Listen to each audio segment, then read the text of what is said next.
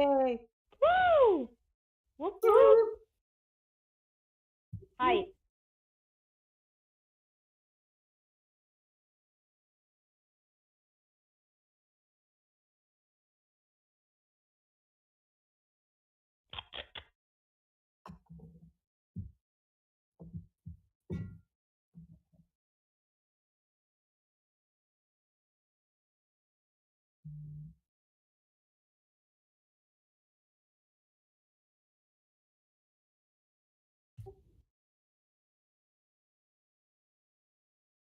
Introduce everybody.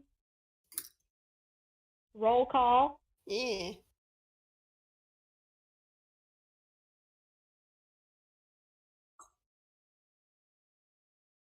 I'm glad to be back. Heck yeah.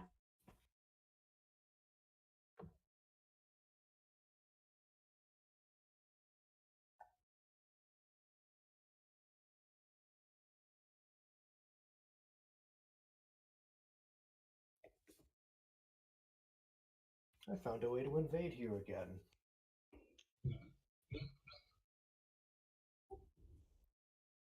Yes. Hello. We're both here. Yeah. Yo.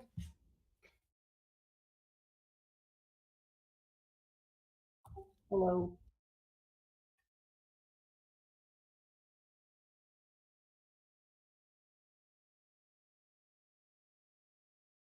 Hello.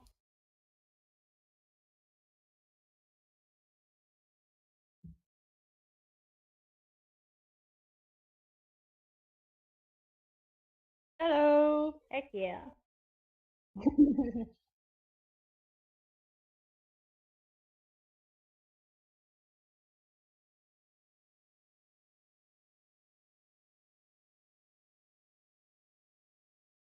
Hello, hello. Nice to be back.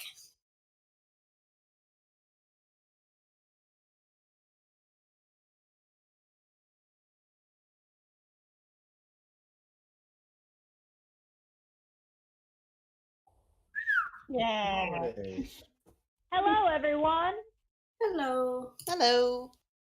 Gotta get that holiday rush. Yes. Hey. The holiday times.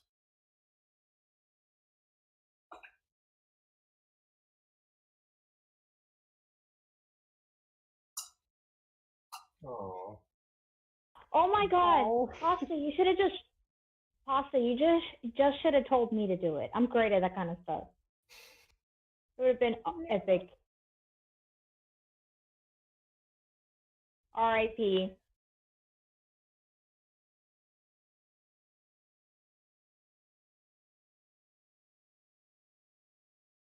Snowdin.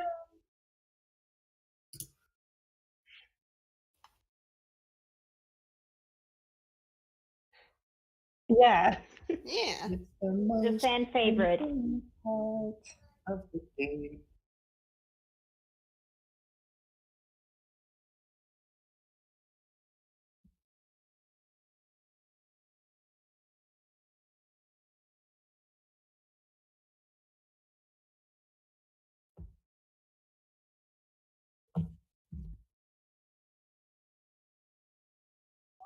I can hear you. I can hear you fine. I can hear you. Yeah, same here.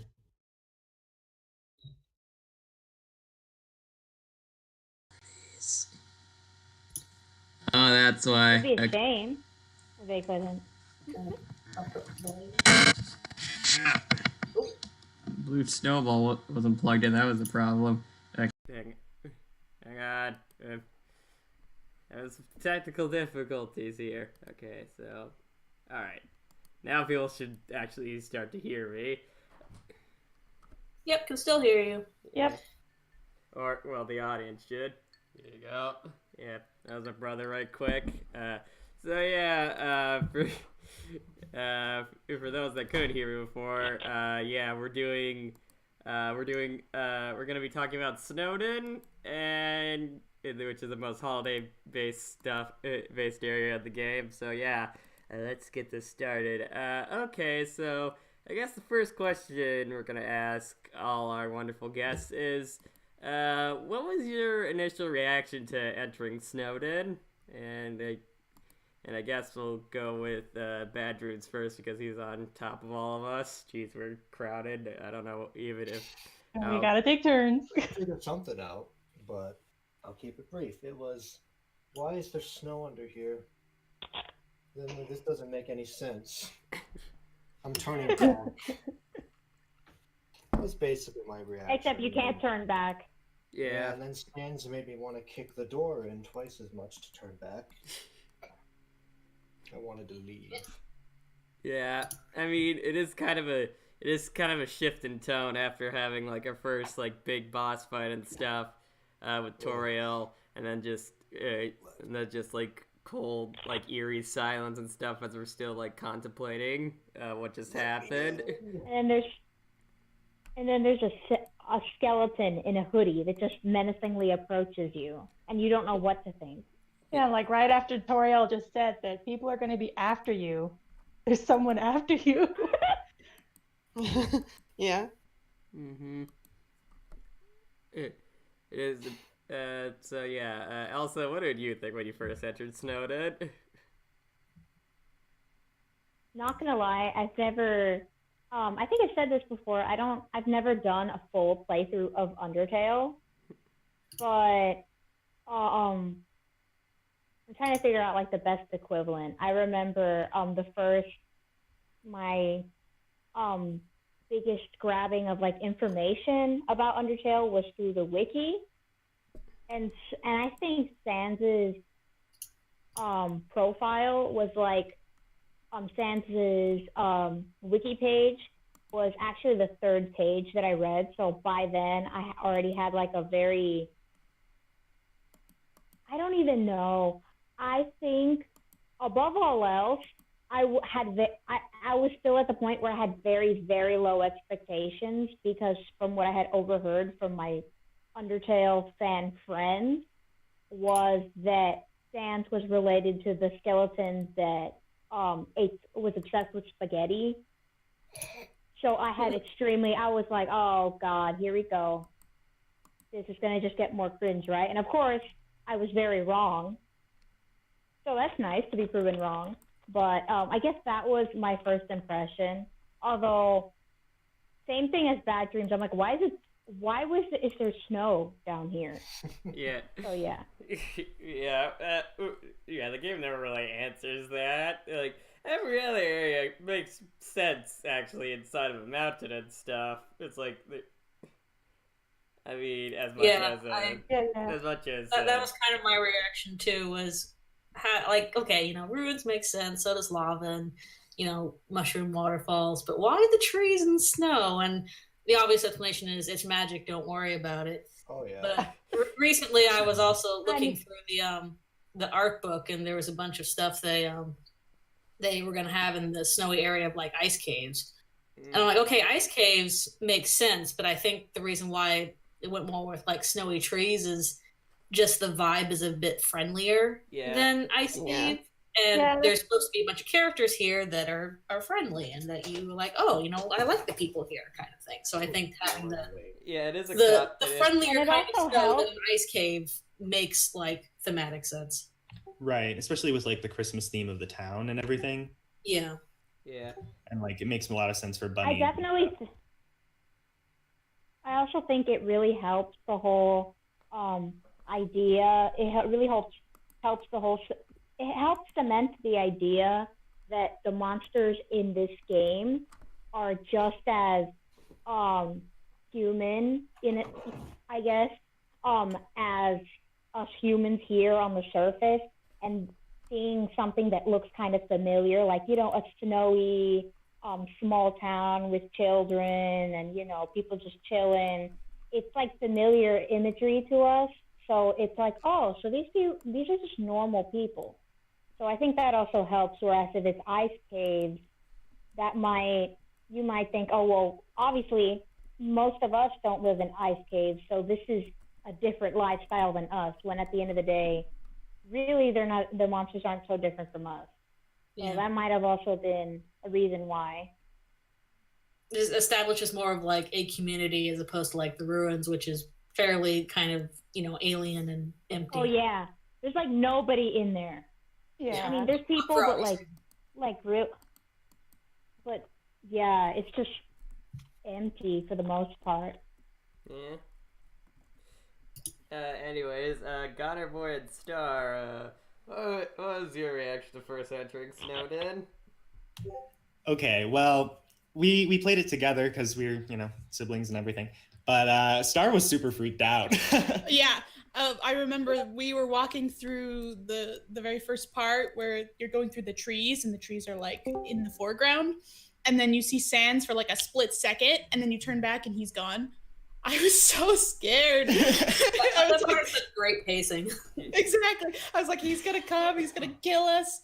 And like there's no music. It's all just wind. And so I was like, oh no. And then the branch is like snapped. I had seen a little bit of gameplay of that part before, and so I went back and I was like, this branch is broke. And Star was super scared of Flowey at first. Yeah. And so Snowdin directly following Flowey's creepy laugh did not help. But the second the Sans came in, it was all good. Yeah. Instantly or at least when he came in and his music started playing. Yeah. Exactly. It was a fun experience. Yeah, that just this whole first dialogue, that plus the hide behind the conveniently shaped lamp. You're like, okay, yeah, this is a fun time. And you instantly just feel at home. Yeah. Mm-hmm. Like, it's actually just like it's like really, I think it's like, really says a lot about the game's writing and stuff that, like, our first, like, introduction to like Sans and Papyrus and stuff like shows their character dynamics so well and stuff.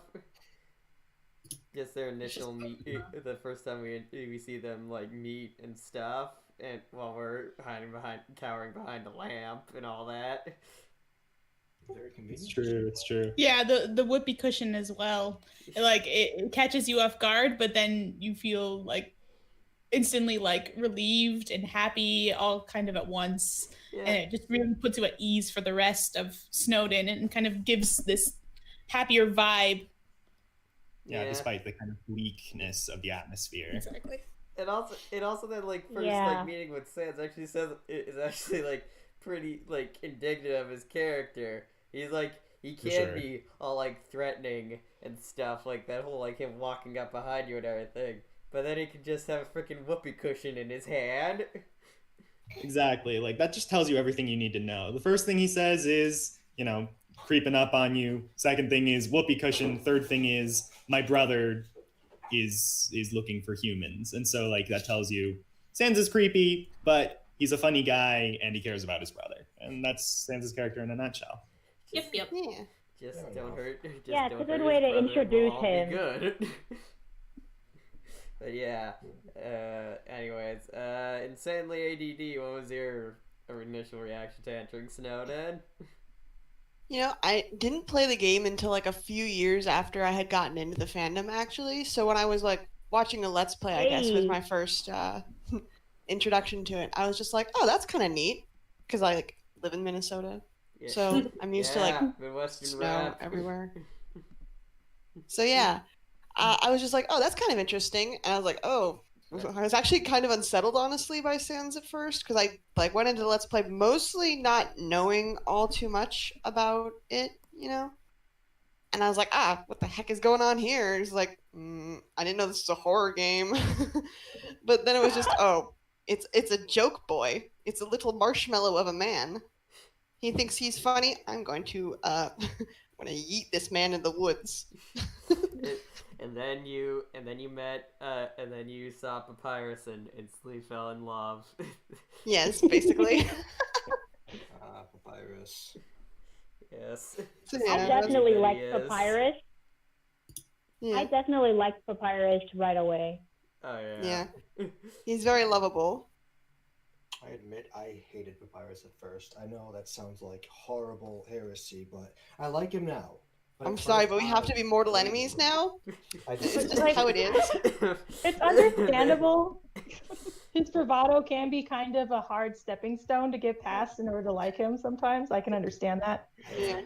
I just I watched too many I just shows like or how you his know, voice is outside? basically canonically just Skeletor from He-Man. By the way, that's like as soon as soon as anyone sees him, that's just like yes, that's his voice. Well, yeah, it's mostly his laugh that makes people think that, but there's really no indication that, like the voice clip is Skeletor. Unlike Sans, who's canonically Patrick's voice. Ha! Oh Yep. yeah. I love that. Oh yeah, that's Voice. You can tell when someone wants to smooch Sans because, like, you bring up the whole Patrick voice thing, and they're like, "No, no, he has to sound hot. How dare you?" He's the bold same. of you to imply that Patrick doesn't sound hot. Okay, but like a lot of people who like Sans would argue I it's know not. what you mean. I'm just joking. Cupcake said in the Discord, and Flowey, who's Ronald McDonald. Oh my gosh. Oh yeah, that was Oh from my some God. like McDonald's commercials and stuff like Yeah, that. He's a clown after Yeah, all, it's like he an makes us laugh. extremely distorted laugh that Ronald McDonald made. Oh God. He is a clown who takes you to his McDonald's play place after all. We all knew that. Oh no. Yeah, That's terrible. That's Place in a scary. fun house. yeah. Okay, so I do not to want to the go to play the place. McDonald's play place. I remember Oh like God. I remember like the McDonald's I'm by and stuff. Like this McDonald's that I live by has been there like ever since I moved here and stuff, like 10 years ago. Oh my God, it's been 10 years since I've lived here. I've lived here almost as long as I have in Minnesota. Holy crap. But anyways, yeah. Since we're talking about snow and holiday stuff, one time, I'm not sure if you guys remember this, but it was on the news for a bit. My part of Georgia got completely wrecked by an ice storm like about 6 years ago. And Oh yeah. Yikes. I laughed because people were stalled out on the highway in like half an inch of snow. November 2015? yeah. Oh, Yeah. the snow wasn't actually yeah. the big problem, though. What the big problem was the ice that formed on the roads afterwards. Yeah, that and, could be an issue, definitely. and Zoom. And the thing that happened was, so yeah, obviously I'm home from school and stuff because like no one can drive safely on the roads, especially Georgia drivers who see ice and they're like, what the hell is that? But anyways, And we have a question in chat. oh really? Luckily, with quarantine and stuff, people aren't driving nearly as much as they would have anyway. Yeah. Here, here. Which is the There's currently a blizzard happening outside my window. Yikes. Oh. A little bit snowy. Can't actually. relate. Sorry. insanely ADD. You living in Minnesota, I'm just like, God, I miss snow and stuff so much. Minnesota snow is freaking great. Until you have to Well, drive, don't, man. because like I said, there's a blizzard literally happening right now. Snow you remember fondly. until you have Hey, to it's drive. Christmassy, and actually speaking, and ironically enough, that blizzard that's wrecking Minnesota right now, a part of that is gonna be coming down here tomorrow, and it might actually snow here in Georgia, actually. So it might be like just an ice rain, but there is a possibility that I will actually have a white Christmas. So that's Yay. nice. Nice. So yeah, Junjo, what was your initial reaction to entering Snowdin? I had a similar situation as Insanely did because I watched Let's Plays before I actually played myself. But I guess I think the first thing that I noticed was I thought that the foreground artistry was really interesting when you exited. I'm like, oh, cool, they have trees in the foreground. That's cool. And I don't know. I was just Yeah. looking at it from an art perspective. I'm like, oh man, I like that effect. Cool. Gotta love parallax. Yes. And so what That's how you now that know you this is mention supposed to be it- a Super Nintendo game and not an NES game. There's parallax scrolling. Yeah, I actually remember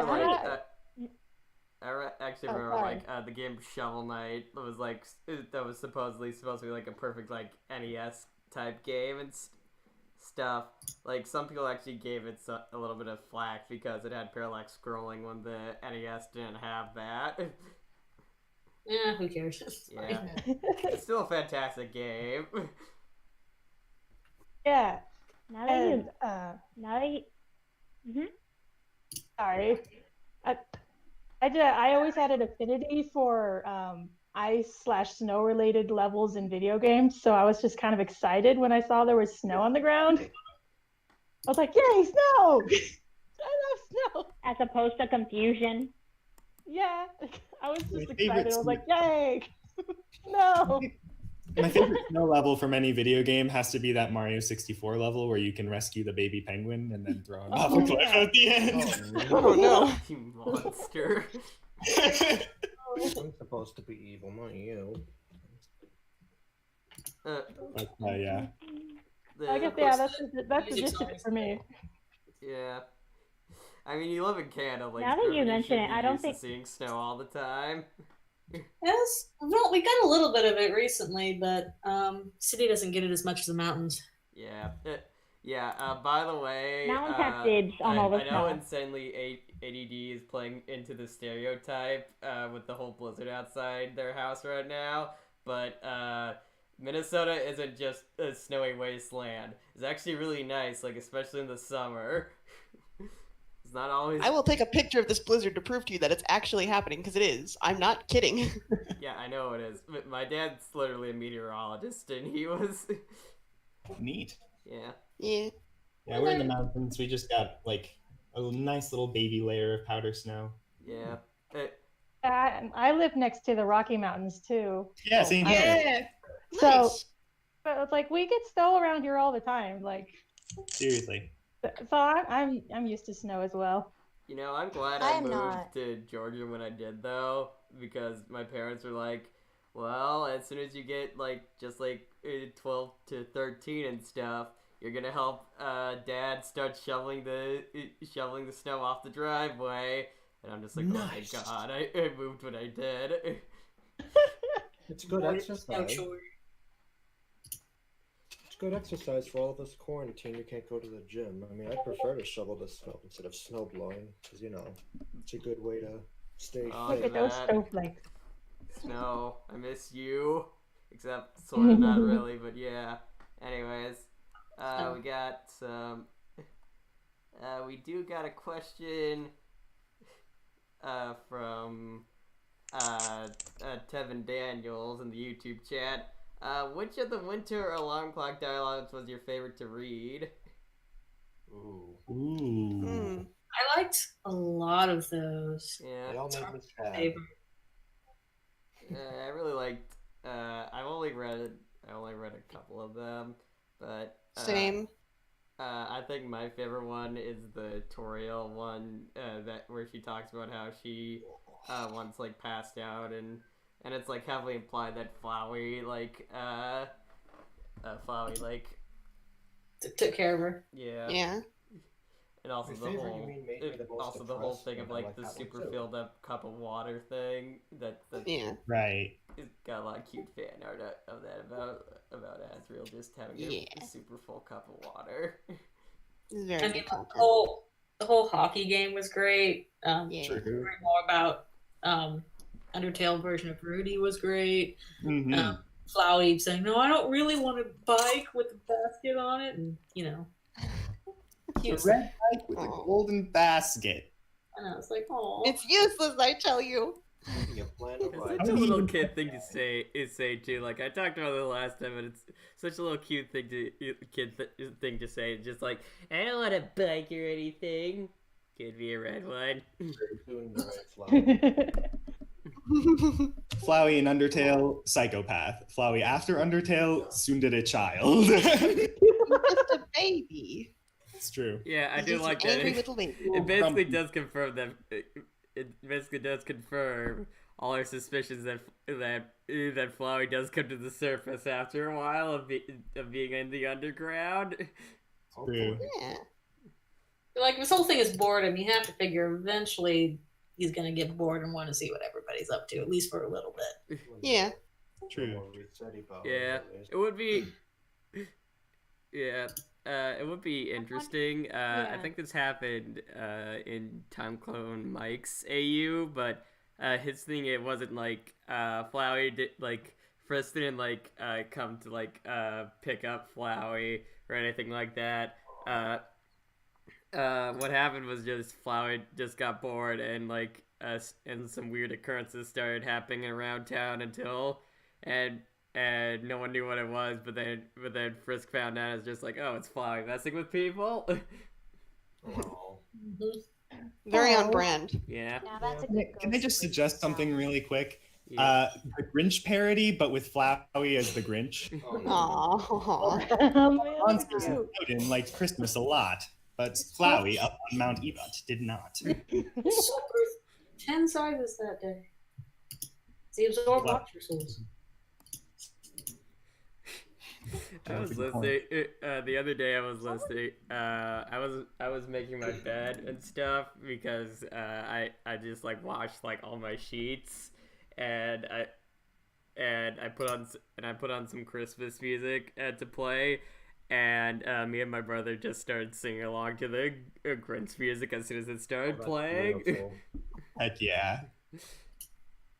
The original classic is best. Yes. Oh yeah, Do totally. that. I like the live action one a lot too. Oh yeah, that one's not bad compared to the Just him eating new garbage one. and glass and throwing a child in a dumpster is so No. funny. The new animated one, we were too hard on Jim Carrey because look at the new animated one. It's Yeah. a ploy to sell toys. I have to admit it, it's not good. I've never Yeah. seen the I've I've never seen Let's the new just animated let's one. just not talk about Illumination, bro. Yeah, Oh, we were dear. too hard on Jim Carrey. He was a good Grinch. Yeah. Yeah. Pretty funny as a Grinch. Yeah, I think I remember hearing that he went through actual like torture resistance training just so he could wear the costume for as long as possible. Oh, yeah. Man. to make Yeah. him Frankie Freaking more commitment. Grinch. Some kind of dedication. Yeah. All right, so I guess we'll move on to our second official question. What was your guys' favorite like regular monster encounter and stuff, like the generic enemies or well just monsters that you encounter? Ooh, that's a tough Hmm. one. That's a toughie. I honestly really like Gift Drop. Oh, good. Yeah. I wanted to Yeah. see more. He only shows up in that one spot, and just Mhm. something about the like Magnolia's monsters designs were really great. Yeah, Mhm. And I just Mhm. he had a great gimmick, great look. I like Gift Drop. yeah. Yeah. Not I gonna love how lie, he, like- Gift Rod, like when I first played the game, Gift Rod kicked my ass. I wasn't.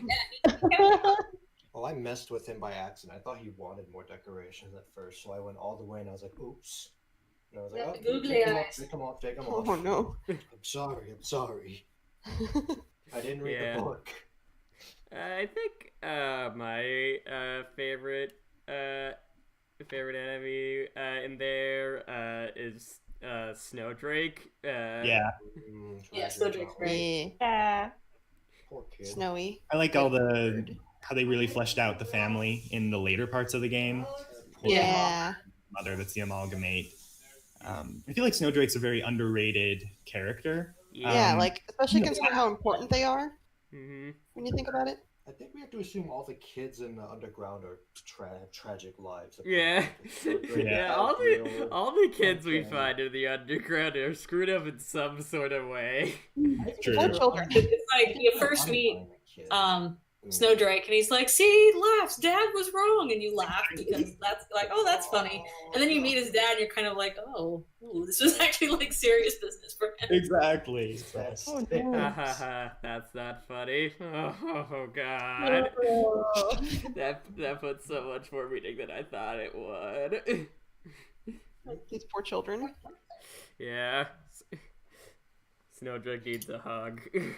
Oh yeah. Yes. The amalgamate's just sad. Petition to hug Snowdrake. Yes. No, he wouldn't want it because he's a cool teen in the woods. Yeah. Please. Yeah, and their moms bring them their lunches. No. Watch out, boys. Except for We Snowdrake's got a mom. mess over here. Yeah. That's why we really want to like show the Snowdrake family Reunited. arcs and stuff. Yeah, I didn't have it all in my own Undertale AU, so that's sad. But hopefully, I can do something with that in my Deltarune store that I'm currently writing. Nice. We kind of just turned Snowdrake's dad into like a really rude, washed-up comedian. The biggest joke ever. Yeah, Oh. just kind of makes fun of people. He doesn't say much in Deltarune. Just don't knock with your face. And that's about it. Don't knock with your face. Is that like a reference to MK? I guess it's implied that snowdrakes don't actually have arms because Yeah. Oh, yeah. Like, They just he's have like, little "No," feathery he's like, wings. you don't have arms, stop knocking the door with your face. And then at one point, like, Snowdrake and Jockington and Monster Kid are all playing handball, which is hilarious because none of them have hands. They had to get very creative. It was one of those jokes that, like, it was one of those things where, like, we read it and we're like, handball? That's a thing? And then, like, later it was like, oh my gosh, none of them have hands. I just got the joke for that. Yeah.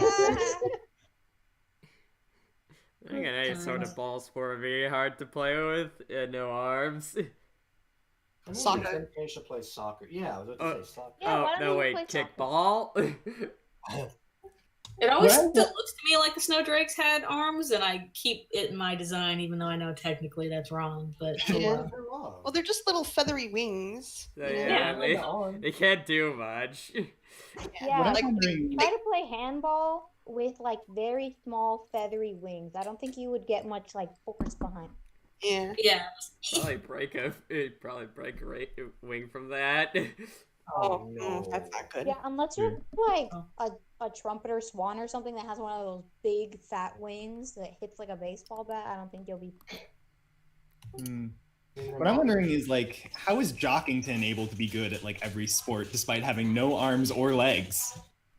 he's just that cool. Look at his cool That's good. sunglasses. Power of teamwork. All part of the grind, baby. It's like that one soccer player who was just so cool and he conned his way to like the Hall of Fame, even though he never played a game of soccer in his life. It's like that guy, he's cool. He was the hula hoop. That's the coolest. That's you. You're a very cool guy. Yeah. Anyways, if you want to move on, favorite Snowdin NPC that isn't a major character. So, not like Monster Kid or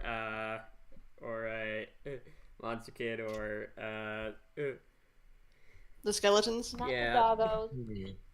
I mean, Grilby's pretty good, pretty great. I always like the little mouse guy. Yeah. With his long. The little scarf mouse guy and that's everything. buried in scarves. Yeah, it's so cute. I like the orange kid right next to the mouse as well. The one- Harlequin demon. Yeah. Yeah. They're so True. cool. We should use them at some point or Yeah, something. we should. Yeah, I think it was like one AU called like other tale or something like that, where that was like that like a demon got used and stuff. Oh, neat. Yeah, I got. Oh. That's cute. Yeah. I think my favorite NPC is the shopkeeper bunny. She's just really cute. Yeah, Yeah, everyone she's talks cute. about her. Yeah, everyone's like, Grilby is great. I'm like, he has one word. It's true. Actually, yes. I do like how in Hazel. the true pacifist round he's just like, good job. Yeah. Yeah. We convinced him to speak. Seriously I though, the like edit the I like wrote, the lore that like people make Grilby have, and I'm just like, guys, he's just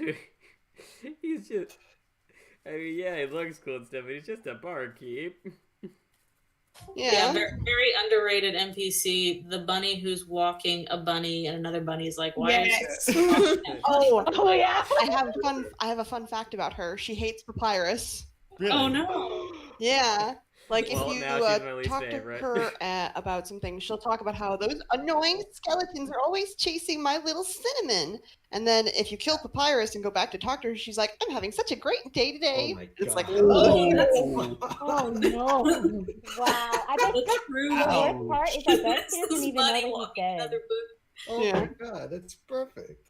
I mean, that's terrible, but That's just Smaller bunny, wow. like a little brother or something. Bet you anything she doesn't even know that Papyrus is dead. No. She just, well, he must have decided to stay indoors today, and I'm glad for it. oh my. Yeah, but still, it's like. Yeah, for sure. That's dark. That's still nice. dark. I think the girl Yeah. walking the little bunny is less cute when you realize that bunny is like her little brother or something. Yeah. Yeah, that's why the other bunny's like, that's kind No. of weird. Now, who are we An to older mess with the sibling? customs? That was around for when he was little. I don't know if you guys have ever seen the leashes that are like for small children that Oh like yeah, to I've run seen off. those. Like I don't know, like that just makes sense to me. Like Yeah. if your mom is telling you, okay, your brother wants to play outside, but you gotta watch him. Like you're the kind of person who doesn't. Well, you also like I got to forgot. take into consideration like. Oh, you go first. Oh no, I'm done. I was just gonna say you also got to take into consideration the fact that they're bunnies. If they have like the physical capabilities of a normal bunny, if your little brother wanted to run into the woods, you would not be able to catch him. It's like bye. They're True, fast. They take Bad. off like hell. Yeah. They're all things being fast. Yeah. Well, also they don't have any enemies around either until you show up. Well, yeah. But also, do you want him to like burrow underneath a tree and not be able to reach him, and like mom gets mad at you because your brother's out in the woods during dinner? Hmm. Relax. Also true. Even human kids in like real life, if they're outside and like they're in the country or whatever, they don't even have to be in the country to be honest. Let's be real. They will hide from you just to mess. Yep. Basically, yeah. That's hilarious. In your freaking house, they'll hide from you to mess with you, and then you think that they stepped outside and got hit by a car or something, and nah, they were just Yeah. like underneath the kitchen sink. You Yeah, freak out like- when it's over. I remember. Don't what- even limit it to elementary school kids, because in high school there was a cupboard in one of my classrooms, and I would like crawl into this cupboard and hide there when the teacher was out of the classroom. Nice. Yeah, it was God. fun. It was I've cozy. done the same thing. Sounds very safe. It was actually a pretty big cupboard. She can't find Well, yeah, it anything. has to fit a high schooler in it. Yeah, I mean it was a Tupperware cupboard. Speaking of Christmas, I got that scene from like A Christmas Story where the little brother's hiding under the cupboard. Yes. Yeah. Yep. That's gonna kill Ralphie. Yeah. Speaking of which, one time, since we're talking about like little kid stuff and them like trying to get away, one time, me and my brother, the two of us were just being like, we were pretty noisy kids, but one time we were actually being pretty quiet because I don't know, we were just like reading. I think we were both like reading something or whatever, and then my mom and dad came downstairs like, oh, that's where you guys are. And I thought you were outside. And I'm just and little like 6-year-old me was like, why would you think that? And it's just like, oh, it's so quiet. And they said, oh, it's so quiet around here. And I'm just like, and that was when I realized, wow, I'm a really noisy kid if they think that. Well, Yeah. parents are also attuned to it. Yeah, like my mom would always know something was up if it was too quiet. Yeah. I'm like, you It's guys just- must be doing something. You shouldn't. If you're being this quiet, there's 4 of you. Jeez. Even with pets, like if you have like let's just say right like a dog in a room and you like just hear like very quiet and you're like okay something must not be right, you go over there and the dog's chewing on something they shouldn't be. Oh. Yep. God. You know what I'm Oh, talking yes. about? It's Yeah. that's the first thing. If it's too loud, if it's not loud enough, you just investigate. That's how it is. Yep. When you're in a room, It's whether quiet. you're with like children, quiet. or Quiet? pets. Yeah, exactly. You say that. I just sat in the basement playing with my Legos all day. Wow. Living the dream. Yeah. Hey, A Lego. bucket of Legos and a TV to listen to, and you got your own world right there. Yeah. It's true. Lego City. That was basically me, but with Thomas the Tank Engine trains. Oh yeah. Oh my yes. Those magnetic ones are the ones that had like the plastic rails. Yeah. Here, bloop, bloop. Oh, welcome back. It's just Thomas, though. yeah, like Thomas the Tank Engine. yeah, No- that was technically my Not to. that was technically my first fandom and stuff. Toss and take engine. Thomas the I Tank. think mine was Pokemon. Mine was Just the Invader movie. Zim. Mine was Land Before Time. Ooh, Land Before Time. We have Mine all was. the I videos. forgot about that Blue's one. Clues. Yeah. And 101 Dalmatians. Oh, Valid. funny thing about that. I used to. Sorry. Uh, Oh wait. Which one was this going? did you go? Okay. I'll be quick. I used to, when I was in preschool, we had like an art center where you could, make stuff, draw stuff. You had the kitty scissors and everything.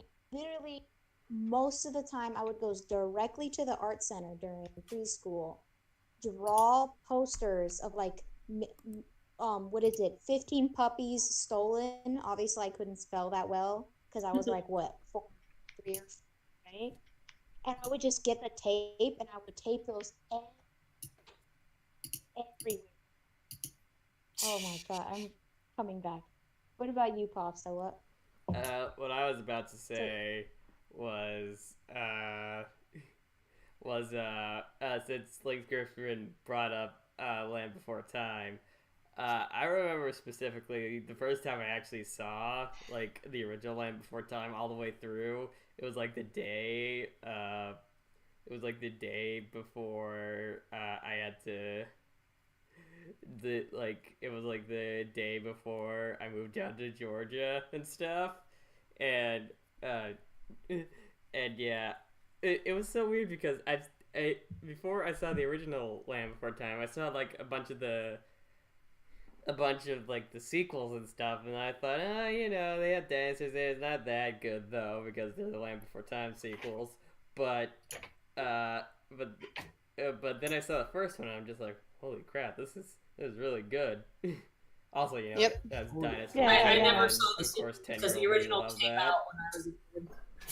I just remember like seeing commercials for Land Before Time sequels on like the VHSs to like other Disney movies. Oh my And god. so we know like all the commercials and stuff. Oh yeah. Great. I So, can't be the yeah. only one who's memorized most of the VHS and DVD commercials. Like not even Oh yeah. not even Oh, on yeah. purpose, just because every time you go to watch it, like whether it's like it's either you see it from the VHS or you can't find the remote, so you're watching like Disney Fast Play and it has all the commercials. So Yeah, true. it's like coming Yeah. soon to theaters. Ugh. I feel like 20 years Available old now now. on DVD. I never comprehended how that worked. I always thought, like, how do the tapes have like movies that are coming out in the future? How'd they do that? I can't have my Only works in that small frame of time, and then it's outdated. This I never really I think knew about it was that, did they? BS because I'd be watching the movies in like I don't know, it would be like 2007 and it would say coming to theaters like in 2003 or something. I'd be like, yeah, no. the one Gonna get like my- Disney commercial I always remembered was like when they like first released Snow White and the Seven Dwarfs on DVD and stuff. They had this like actually pretty cool trailer. It was like before there was a magic lamp, before there was a Beauty or Beast, before there was There a was Sleeping an Beauty. apple. That one. Yes. Remember that one? That one. Oh my gosh. When you said the words, it like came back to me, and I'm like, oh my god, I've seen that. Yeah, that was a really cool trailer actually. I love that trailer. Yes. Hello, I am here now. It's Welcome. Cupcake. Yay! It is finished. Yeah. Let's see it. You must Yes, show us. please. Let's see it. And then Computer, we'll please show it to cooperate. all our wonderful You viewers. can do it, computer. Yes. Yeah, I saw the sketch and I'm like, oh, this is gonna be big. Yeah. Yeah.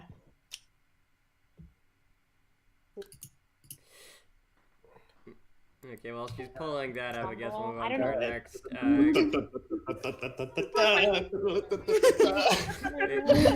I guess we'll move on to our the next question. Okay. Who is your favorite major character in Snowdin? Now, Insanely Papyrus. ADD, I think we all know the answer to yours, so... Yeah. Papyrus, of course. I think it used to be Sans, but now I agree that I kind of like Papyrus more. I like being able to Yeah. call him on the phone. Like, I would go back to each and every single area of the game and call him on the phone. Oh. Yeah, he was so much fun. And then when Undyne was Phone there conversations too, are great. I would go back again and call them on the phone, see if she had anything to say. Holy crap, Cupcake. Oh, that turned out so good. Cupcake, that's very so good. So good. Looks great. Heck yeah. Do you see why I was working so long? Yeah, Yeah. okay. That is Turned a out really, really well, though. Thank you. I Very like all cute. the footprints in the snow. That's true. Yes. It's such a nice touch. That's lovely. And Asgore and Oh my Toriel God. are actually. Oh, Oh, whoop. Yeah, Metaton's they're the star. smiling. They're actually socializing. What? Yeah, Toriel and Asgore are actually talking to each other.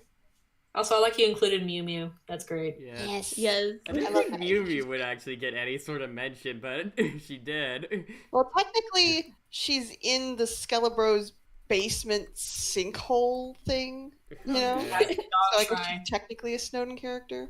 Yeah. Sort I of. think out of the Close like major enough. characters in Snowden, actually, I think actually Monster Kid is my favorite. Oh, I do. yeah. Almost counts Oh as yeah, a there's just waterfall so character, in my many good opinion. characters to choose from, man. Yeah. I say, who counts as a major character in Snowden? I guess Wait, anyone does that Dawson like. count? Like the I mean, technically, doggo? Metaton shows up in the background, so. Oh yeah. Yeah, it does. We don't get a proper introduction. Yeah, and we don't know that it's him though until like if you go back and you're like, wait, it's missing, or you see Metaton and you recognize him in that moment. Most people don't. It's like, oh, wait, that box was. All right. That Someone box. asks, would the annoying dog be a major character in Snowden? I don't know. I think it's more of a Certainly an reoccurring argument. gag than a character. Yeah. Although 'Cause his well, he secret is room in the is in secret Snowden room. Forest. That's Yeah. that's his room.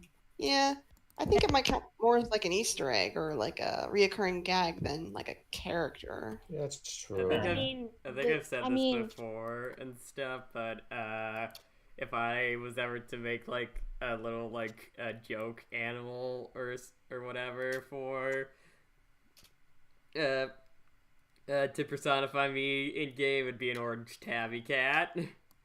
Oh my Yeah. god! So you'd be Garfield? Yeah. Oh my god! No. He is already a comedian. It's true. Okay. Dun, dun. Beautiful. Putting in the new background. Yeah. I see it. I see it. Heck yeah! Yeah, Oh, so hope all you people cute. really like that new background. It took Cupcake freaking forever. I like seeing It did. Toriel and Asgore getting along. That's my favorite part. Oh. And Papyrus is crying tears of joy. No, it's just got an export from his eyes. I based it okay. off of that, off of the Christmas tree scene in Asgore's dialogue from the clock. Oh Right. yeah, his dialogue in the alarm clock is great. Yeah. Rude. Yeah. I still can't believe Metaton is the star. Oh, I just got that. Like, Ugh. Yeah. I mean, I Yeah. love it, but also Great. that tree is trying very hard to keep him up there. Pictures I taken mean, right he's a before metal disaster. robot boy. Yeah. Yo, it's just like. So you're So made of yeah. steel. You're gonna break the pine Yeah. tree. Shine's brighter than any star, darling. It's not just any regular tree. It's a mega tree, meaning it's a few trees all A smushed mega, together. a mega. So here's Beautiful. the question: Love the- Are those I love trees little- using I love tree little lights? or the tails magic on lights? Asgore and Toriel. They're foofy. Oh. Heck yeah! Either one. I didn't want to draw the strings attaching the light. Could So. imagine, I imagine Valid. they Yeah. start to use Christmas think it looks lights and they all break. Christmas trees in general are really kind of a pain to draw. So There's so True. many things. there's so much stuff on them. Yes. Okay, so yeah. I guess the next question I have is what do you think was the hardest encounter in Snowdin? Like, what gave you the most challenge? Definitely Papyrus. Yeah. Only because I didn't know how to spare. I kept thinking you just had to keep acting your way out because I kind of ignored what Toriel was trying to. Oops. So we beat me up like 4 times, and then I was like, "Oh." Honestly, with that Papyrus boss fight, I kept flirting at him because I thought that's what you were supposed to do. But yeah, so each time when I first played the game, the first couple times that I played through the game, I just got the date instead of the hangout. No. Whoopsie Yeah, daisy. same here. Rip. But Papyrus aside, actually, I think Dogami and Dogaressa are pretty yeah. tough. Just Oh, just yeah. that axe attack that takes up most of the box. It's a Yeah. good Yeah. point. I feel like Haha. Papyrus is difficult simply because you know it's a different play style and you have to get used to the new controls. But Yeah. other than that, like the fight itself isn't actually that hard once you know what to do.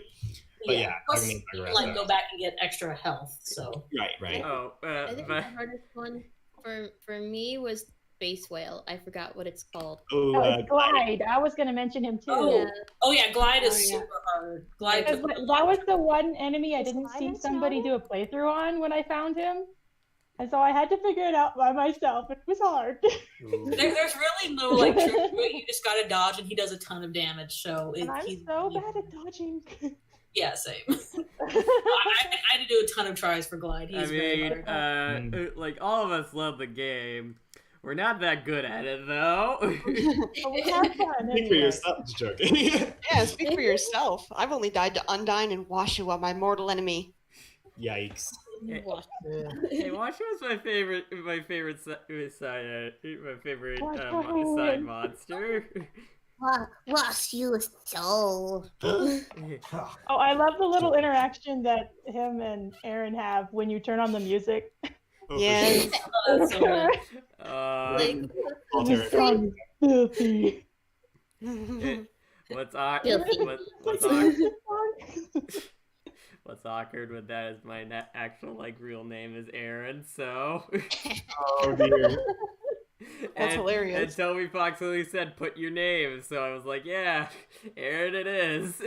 Also, It's I like- just have a tendency It's whenever like, there's a what? character creation thing to just make me just because I'm boring. You know, I've gotten Oh, better no. at I think pretty much everyone does that though. Yeah, just to start. Yeah. I do that unless it's a Pokemon game, in which case I try to like make it themed around which version of the game it is. Trying That's to get the color scheme right. Yeah. Yeah. So in like Heart Soul Silver, it'd be like copper or some other metal or something. Oh, somebody said Mad Mew Mew, and I haven't done that battle. Oh yeah, I haven't either. Oh, I haven't dang. done it yet either. But I guess you'd have to get it again on the Switch, and haven't done that. I got it on the Switch. I just haven't gotten to that part yet. Yeah, me too. Or I haven't found her yet. Funny enough, on the Switch version, I was actually making my dad play through that version, and my dad doesn't play much video games at all. But he got to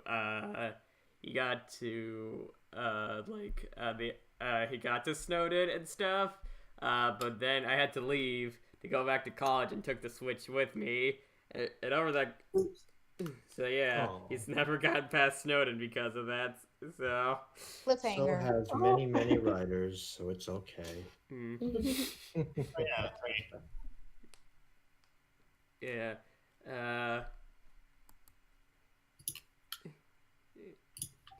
Yeah. Cupcake me struggling to get the background finished. Oh, Oh, art is the hardest Oh. boss of all. Yes, it is. Yeah, do they actually have the dog shrine in the Switch version, or is it just like the dog shrine is destroyed and you go past and see Mew Mew? Hang on, let me check. I don't know. I think Mimi doesn't show up until after you finish the game, so Okay. Because I know they added the dog shrine just to add achievements, but I don't Yeah. know if it's the same way as it works in the Switch. yeah, we don't got the Switch version, unfortunately. Neither Yeah. do I. my favorite thing about the dog shrine is that Toby just has 2 pictures of Papyrus at the shrine. Why not? Wow, he loves Papyrus almost as much as you. Yeah. He built his bones enough to build like multiple of them or something. Oh no! Oh my god, that's horrifying. Why wouldn't you? Can you imagine you go to your basement and you just find like a clone of you because a dog has been stealing your body parts? That's Yeah, But it's still there. The snow's bound happened. Told you that dog was missing a finger.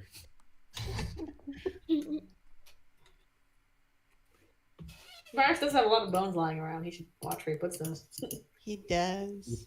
He puts them under the sink. And he It made it is forward on a the bit Switch more. version. Okay, so they do have the dog shrine that you have to collect all the stuff for. Yeah. Okay. What I want to know is how does he get all those bones? It's a mystery. Looks like I that's wonder. like leftover attacks, so maybe they're just left behind Yeah. after a bat. Yeah. My original thought was this guy is throwing his body parts at me. Hey, He gets I them mean- from the factory, obviously. I have a headcanon that if a skeleton like loses a bone, they could just remake it. You know? Yeah. I hope they got. And it's just magic bones. Yeah. Magic bones. Magic bones. To Yeah. be fair, if I could just like detach an arm and throw it at somebody and then grow that arm back, I would totally do that. Yeah. Attach the arm, you bend it, and it's a bone boomerang. Oh man. So you want One to of my favorite things is in the concept art, Papyrus's attack box has a skull in it.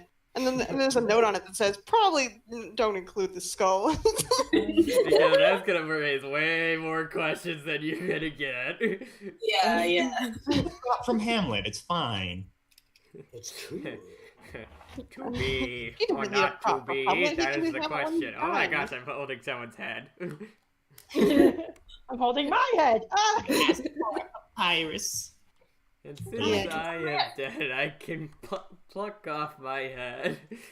Yeah. Just like Shakespearean quotations. Yes. Specifically. Love that movie. Papyrus the That's a good Thespian. movie. Yes. Wonderful. I mean, he has the bravado for it. So Oh, Yes. Mhm. what you egg?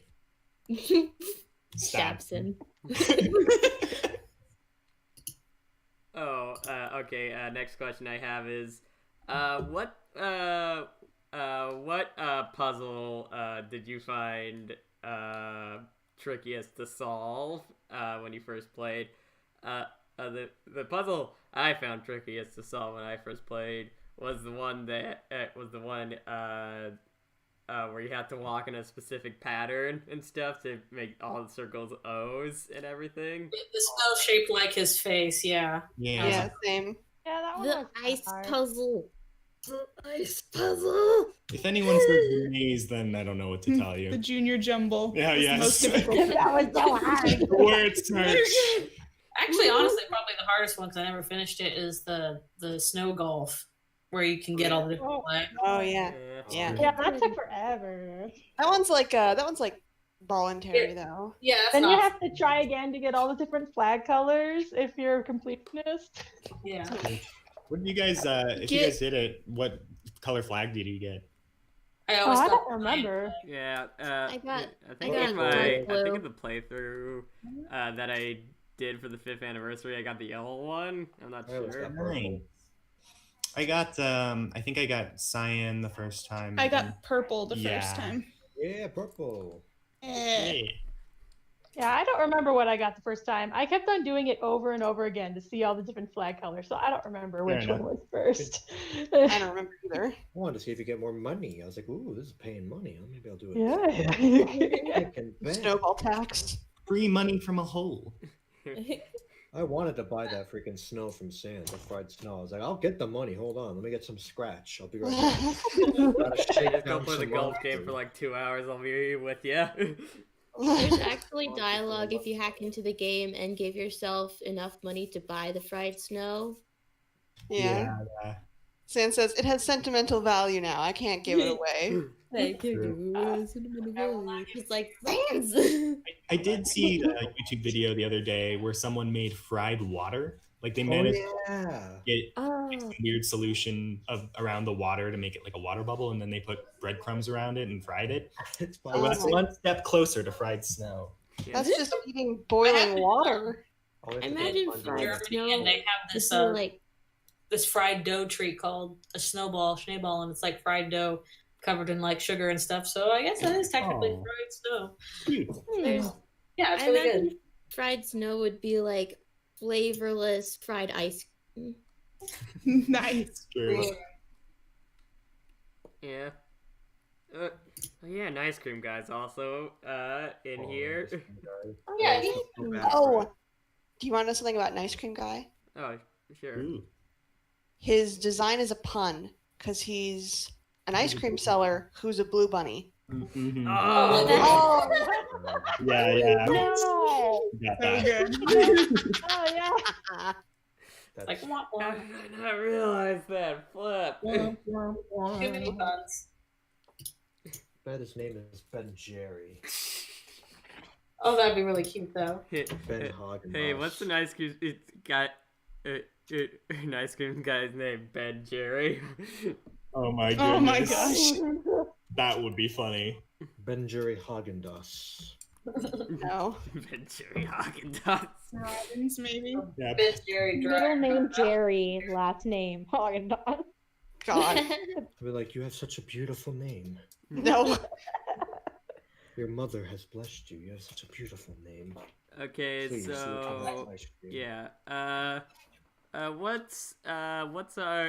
What's your guys' favorite like small area inside Snowdin? Small area? Like grill bees, Section. the forest, Oh, that yeah. type of stuff. I mean, I like Ruby's. I like the snowman room. Snowman. Yeah. Yeah. Oh, the snowman room, I yeah. I like really the like the snowman. music in the mysterious area with the Medora. Yeah. It's like I like being out there. Like that's like one of my favorite tracks, honestly. I like the first point. screen. Dogs of Future Past ends with that place, doesn't it? I'm sorry. Dogs of Future Past ends with the mysterious door, doesn't it? Yes, it does. So That's great. I like the ruins door You- because it- it's such an oppressive environment when you walk in. The trees are all claustrophobic. It's dark and scary. I like it. It's pretty good. Mine is a three-way tie between Papyrus's room, the Gauntlet of Deadly Terror Bridge, and the snow sculpture. 3H is my fave. Oh, it's so good. Got the The Gauntlet bridge of is Terror great, Bridge. honestly. Honestly, like Yeah. my favorite little thing about that is the dog. That's just, the annoying dog just hanging Yeah. there. Yeah. I mean, my favorite thing about the that bridge would is be the a painted thing rock of formation. terror. yeah, apparently it's not even a bridge. She just painted a rock formation to look like a bridge. Oh my Yeah, God. Papyrus is so powerful. That It's takes like some Looney skill Tunes. though. Like He has not like he respect. has like one of those like magic brushes from Epic Mickey. Yes! Oh. You got like the remote nunchuck of the And the remote. Yeah. I feel like if you look down, you see Wile E. Coyote just lying flat on the ground down there somewhere. Oh my goodness. Like he God. just painted. He just saw it on a cartoon and thought Wiley belonged down there. Past the Gauntlet of Terror. I like to think that dog does not sit there all the time. It's like, oh crap, I'm on. Hold on. He's like tosses like away like a cigarette. It's like, I'm here. He gets in. Oh, gotta get into character, and he just starts swinging there. It's kind of hanging there, like, yep, I'm a dog. It's like, oh, I hate this job. There's gotta be a better way. I work too many jobs like Sans. Yeah, I think That was About the a job, dog which- that stole the weapon that was supposed to be there and then put himself in there just to be a jerk. I never thought of it like that. He could totally do that. Yeah. Oh yeah. I'm hoping. I think my favorite area is just Grillby's. I do legit like it. I like the music there. I like how I like the story moments that I have there. Also, just like the warm glow of the place and all that. It's true. I like the horse monster that's like, I don't want to see our race of our local culture, but I do want to see city slickers slip on their butts. Yeah. it's Yeah. true. It reminds me of that bar from Cheers, you know? That's what Rose, if you think of. I mean, didn't they do a Cheers parody when they made the Grilby mug? I think so, actually. Yeah, they made a Grillby and Toriel themed mug, and for advertising, they made a Cheers parody that takes place at Grillby's. Nice. Where nobody knows your name until the end of Pacifist Run. It was like the Cheers theme, but with dog barks. Oh no. Nice. Like that horrible rendition of Jingle Bells. I think. Oh no. Oh dear.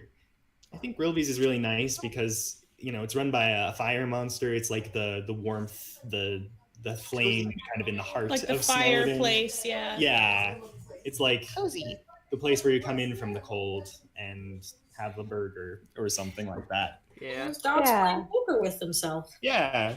And losing.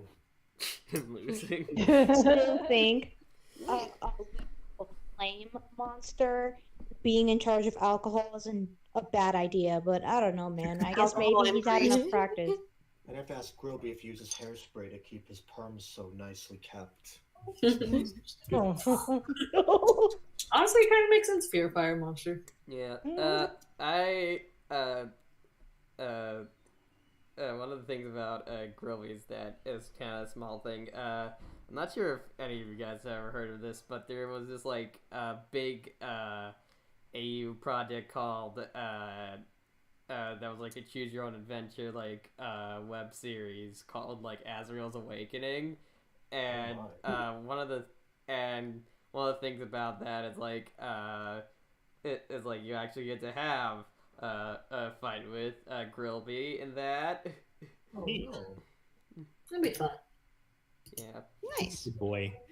Hope you have I a do fire like the fan extinguisher. fights that some people come up with Grillby, like his attacks are like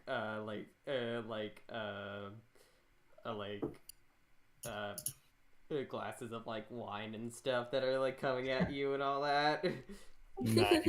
I remember seeing this one fan fight for Grillby where in order to beat him, you had to like spit in a cup and then throw it at him. It was kind of gross. Oh God. I know, like who That would beat me in a fight too. I'd be like, I give up. Bring them out in the snow. This is the wrong question to ask, but why the intermediate step of like spitting it in the cup and then throwing the cup? No. Yeah. I don't know. Gross. I mean, I granted, remember a it's not fan in that fight where anymore. I remember a Grillby fan fight where you just got the cup of water from Hotland because like you had the Grillby fight after the Sans fight in this fan fight or whatever. Nice. Aha. So you have to like walk all the way from the Judgment Hall back to Snowdin. So you might as well pick up the cup of water on your way. Poor fire boy. I mean, if he attacks you, it's fair game. Survival of the fittest, law of the jungle. I like to think he's just too shy to talk. Elaine EXE said, I will always love Papyrus's room, and it was the very first thing I saw of Undertale. Walking in on my sister while she was playing the Papyrus date. Yikes. That's certainly a point to jump in at. Says, why are you trying to romance a skeleton? Because he's cute. He is. Look at him. Yeah, Look at the horrible. Why does You the are not skeleton have on pasta on his level. forehead? Because he cares about you. Yeah.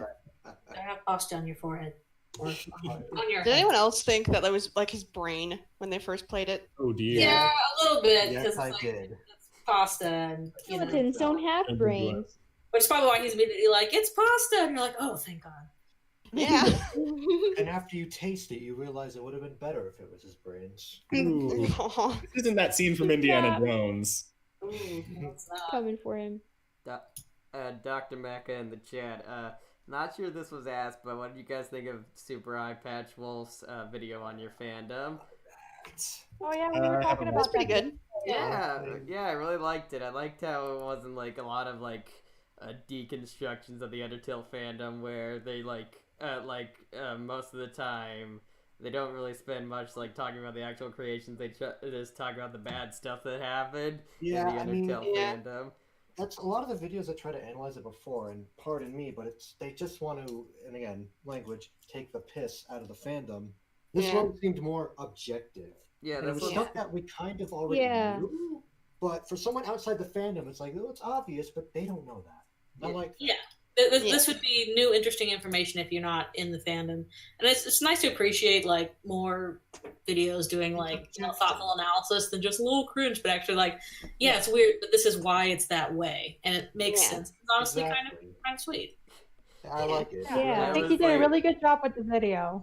I just watched that video this morning and stuff, and I was relating pretty hard to Eye Patch Wolf when he starts to go down the AE rabbit hole and stuff, where he starts to get mood. Yeah, like I appreciate the work that goes into this, but honestly, even that's still like a mystery to me. I'm like, that's so much. Yeah. Oh yeah. I mean, Was anybody else looking in there trying to find their own AU stuff in this video? Like when he was going through like the wiki list of all the AU, there was like nine on there. A frame or two where Lynxgrifin's art was there for a bit. Yeah. I was like, oh wow, hey, there's something. Cool. You're famous. Heck yeah. Now you're getting my hopes up, dang it. There's a lot of footage in there. There might be something. Yeah. None of my stuff is visual, so I'm not expecting anything. Besides so many fan animations. Except for I haven't seen that video. Could someone link it? Oh sure. I'll get it for you. You're not alone. It's a pretty good video. Yeah, it is. Pretty solid. I was not gonna lie, when I first saw it pop in my recommended, I was avoiding it. Because I'm like, I don't know channel, I don't know what they like their insight is, and I don't really want to get mad today. So they were Eye Patch Wolf was completely like being respectable about it, you know. That's what I like legit praises to like work people have made like Underverse and stuff like that. Yeah. I think it kind of helps like when somebody's talking about the fandom has a bit of experience with it, like Sarah Zed's video on like the Onceler fandom, stuff like that. I would like if Sarah Z did a video on Undertale at some point though. Yeah, that could be fun. Yeah.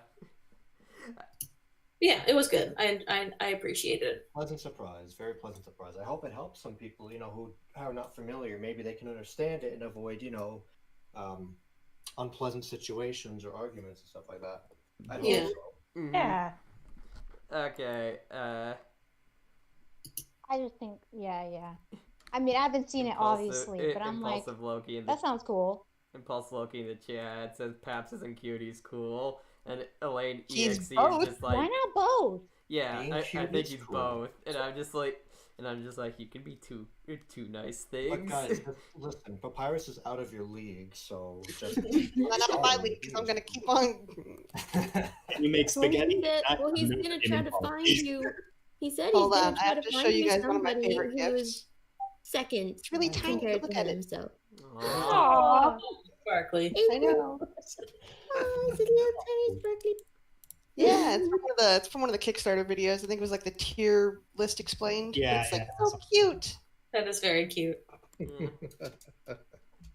hooray. So sparkly. Sparkly Pat. Yeah. Okay, so. Tevin Daniels in the chat said that their favorite place is the bed in Snowdin. Oh yeah. Just go around and for a few minutes. We didn't do that because we were too stingy with our money, and then we realized later that it doesn't actually take your money. I think that's a symphony of snores in the other room. You gotta go for the extra health. That's too useful. Yeah, but the thing is, if you're like, oh, I don't want to spend that much money, it's a total reversal of your expectations of you got free health and you didn't have to spend anything, and it's just funny. That's true. I mean, I was spending all my money on bicycles, thinking, okay, I have to ration here. These are the really good healing items, and I'll be able to hold on to them. But like, I was a survivalist, trying not to die. Yeah. Anyways, continuing our Snowdin discussion. Ladies and gentlemen, the moment you've been waiting for.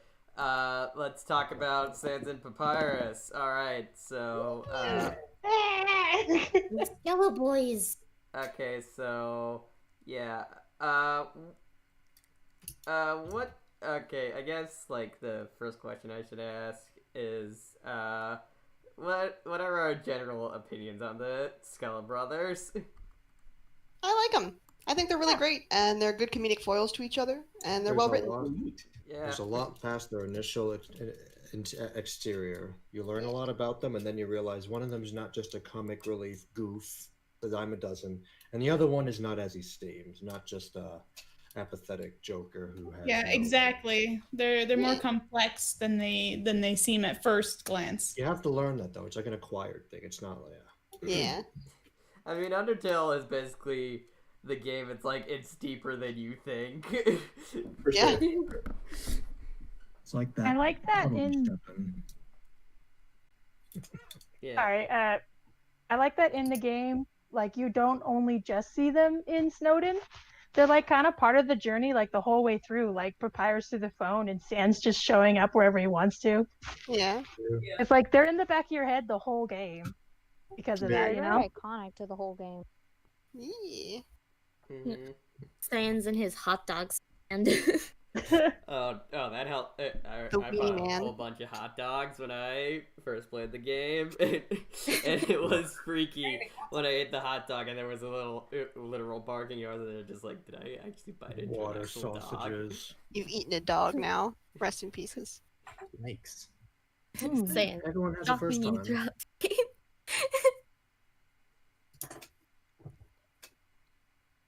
I think for people looking from the outside looking into the fandom, they might think that Undertale is just about the Skeleton Bros because that's like That's like, Yeah. That's 60% of the fandom at this point. yeah. Yeah, it's definitely a fan of emphasis. Another thing they might think, because like my friend told me this, and my friend is a huge fan of Papyrus, but before they got into the fandom itself, they didn't know Papyrus even existed. They only thought Sans was like the only skeleton. Don't- Yeah. Oh yeah, I It's can such see a where they cool got fit that. They had. Yeah. No one should go up without Papyrus. Yeah.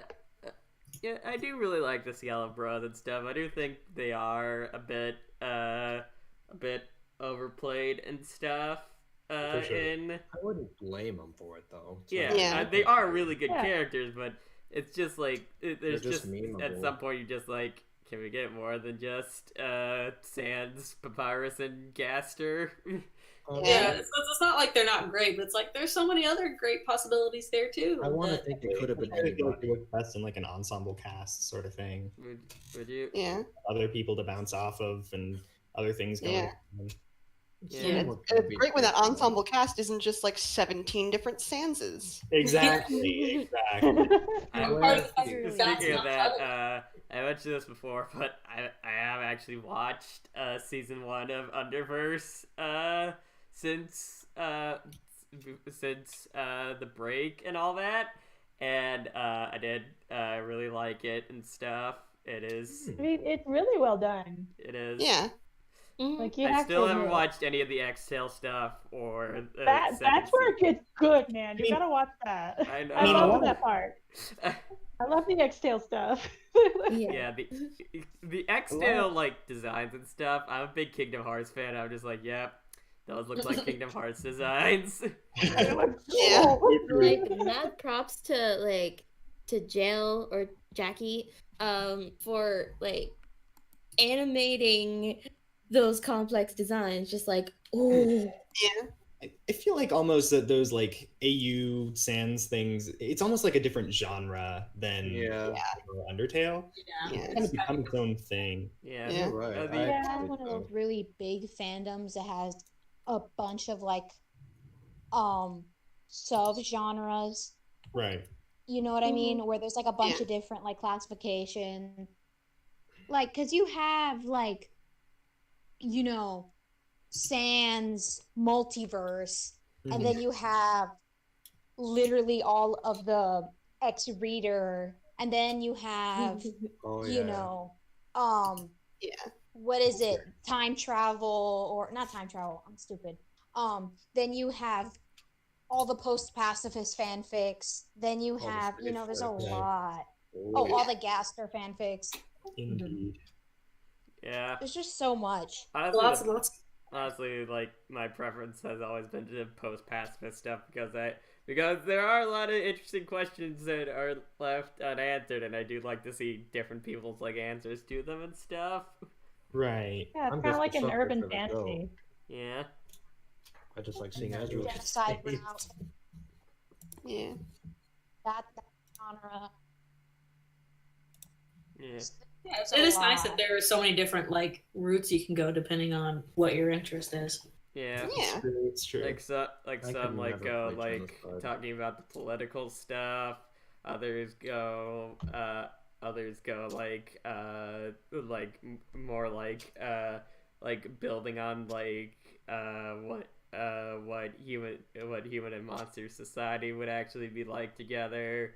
Some like Yeah. delve into like more of like the world's past and all that. It's all really interesting and stuff. stuff to see.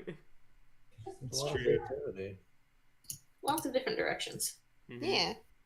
I mean, even where like the mountain, where Mount Ebott is like completely up to the person and all that. Yeah. A lot of people make it near where they live in a way, but yet they don't even insert themselves in the story. I find that interesting. Well, sometimes it's just Because easier they're to like. the area. Yeah. I refuse. That's true. Oh, Yeah. For okay, me, like Mount Ebott where I live. we Right? got a surprise guest. Wild Sophtopus is Sophtopus in has here, and Oh, so and And Dave. Hi. Hi. Now we're up. Sorry we were late. Group expands. Oh my. Okay, how late are so we've run into a problem that I don't think we've ever run into before. they don't there- put on the screen. Yeah, there's so many people in this chat now that the like overlay that we use in the video isn't showing Sophtopus. And I mean, it was always kind of a problem before because Lynxgrifin's like thing was getting cut off. So let me see if I can resize the overlay at all to. Oops. We need a kitty table at this Oops. Appropriate for the holidays, the kitty table. So true. Yeah, I see what you mean right now. It's our names are not visible. At least my name is short. Yeah. As in, like, it is below the screen. Yeah. Is there a way to like? So maybe it won't be an issue. Yeah.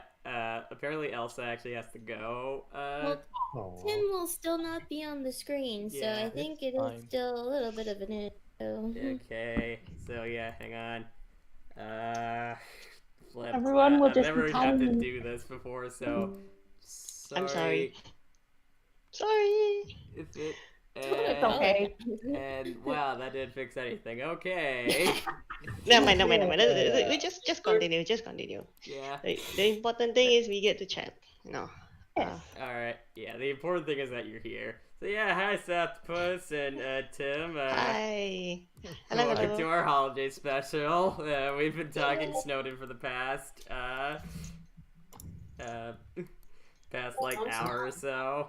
Wow, it's already been 80 minutes. Oof. Wow. We are late by 80 minutes. That's a good Christmas theme. Time flies. Yeah. It does. It does. Yeah. So, We were at the ending of a different game. Okay. Not Undertale. The heretical mage basketball. Anyone know that game? Nope. I'm not familiar. Yeah, me neither. Pyre. The game is called Pyre, and it's yes. Yeah, isn't that the game that like the developers of like Bastion and Yes, Transistor correct. made Yes. in between Yes. that and them like making Hades. Yeah, that one. Yes. Mm. Very good story. I tried to play it, and it wouldn't work on my computer. I'm so sad. Oh, that is very sad. Yeah. Yes. Yeah. I heard both. Like I heard Pyre's story is really good, but the gameplay isn't the best. But I've only seen like one review of it, and that was like Zero Punctuation Yossi Crowshore's review of it, and that was more. Yeah. The gameplay is very niche. It's very niche. Yeah. I wouldn't say it's bad, but it's very niche. Yeah, and as someone who doesn't play basketball at all, I would. Yeah. Yeah. Anyways, so So I guess now that you're here, Sophtopus and Tim, what are your general impressions of Sans and Papyrus? Oh, excuse me a second. Sans and Paps. Who wants to speak first? Me or Tim? Well, Tim's muted Tim? right now for whatever reason. Hello, Tim? I had to play for more. Oh, your headset. Okay. He asked us what's our impression of Sans and Paps. Yeah, just your general thoughts on them. Very good duo. I don't know. They go together. Yeah, they go together. Yeah, they are a really good duo and stuff. Can't really have one without the other, I think. Yeah, they play each other. They play off each other. Though, if I want to have a comment about each of them individually, like say Papyrus. When I first met him, I called him the sweetest dumb cake. Fair enough. And then he turns out to be not dumb at all. I wish a lot of AU writers would remember that. Same. He just has a different way of approaching things. Yeah. And so he challenges the way you think about who is dumb, who is naive, and who is innocent. Yeah. would- Papyrus's whole thing is a lot of the time he acts that way because he knows people like it and stuff. You know. I would say that his glowing moment is actually in the Genocide Run. In the True Pacifist Run, he kind of plays closer to the stereotype. Yeah. A stereotype of a sweet dumb person. He managed to reverse psychology Undyne into befriending you. Okay, that is one hint of it. But if you want to see where his heart really glows, it has to be Genocide. I've never agree. played Genocide, but that moment is script. just oof. He could have been a really outstanding guy. He just needs a little bit more polish, a little bit more experience, which is what we tackle in our story. Yeah.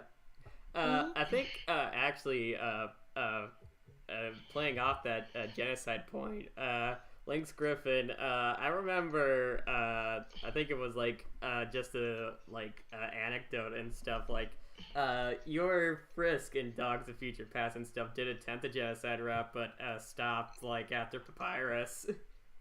Yeah, they stopped at the Papyrus battle. Didn't actually stop there. He is true saint. Bean. That can also be a true martyr as well.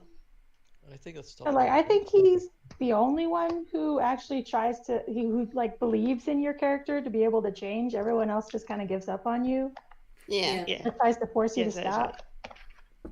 What did Tim want to say? Sorry. Once again, I think he did force a lot of people to actually stop that run. Excuse me, no. Yes. Yeah, he did. As for Sans, are we talking about in story or outside of the story? I get in story. We can talk about what the fandom has done with them later on, but just in story right now. In story, he gives the impression that something is up from the very moment. He tries to troll you, joke you, and all that kind of things, but there's always that feeling that this guy is mysterious.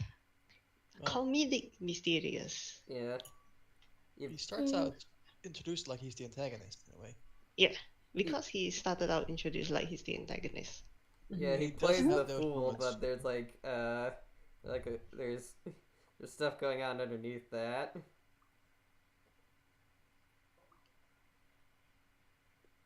Tim? What is it you want to say earlier? Sorry? I said he does have those moments later in the game too, where he openly antagonizes you. Yeah, he does. On what you might do or could do. Yeah, with the "you'd be dead where you stand" or yeah, that part. Yeah. Yeah, That's that underlying part. arguments, I think, is what makes him really interesting, not just his joke. Yeah. Otherwise, he's not Sans, you know. I Sans feel like is a balance. Sans is a balance between the joke front, which he tries to maintain, while keeping on your good side, and the implication that he knows more on the surface. It's true. Yeah. I feel like Sans is summed up in the you found a joke book. Inside was a quantum theory book. Inside that was a joke book. Inside that. Yeah, true. True. Very true. Mhm. I will also say, Sans kind of reminds me of, Undertale was like very heavily inspired by Earthbound, And one of the like big themes of Earthbound in general is like the idea of having laughter and humor overcome kind of this dark feeling of despair and all the things that are wrong in the world. And kind of all of Snowdin, and especially Sans, kind of portray that idea really perfectly, where there's this very funny, personable exterior, and then there's this kind of dark melancholiness underneath it. Must hide the tears. The mouse NPC pretty much says as such. Right. Yeah. We joke around so we don't get depressed, and I'm like, oh my goodness, that hits pretty hard. Big oof. Yeah. Mhm. I personally don't get that. What other questions then? Oh yeah. I guess the next question we can I can ask is Sans and Papyrus are probably the most probably the two most popular characters from Undertale. In the broader spirit stuff, they're the ones that people are always making memes and also just a lot of animations and stories about and all that. But anyway, how do you think the fandom has treated these two? Oh man. Yes. Very poorly. Like, No, I it would not very say very honestly, poorly. it very honestly depends on where you go in the fandom. Yeah. Yes, And- exactly. Yeah. Where you go. Yeah. There's the good Yeah. stuff and there's the bad stuff. Yeah, exactly.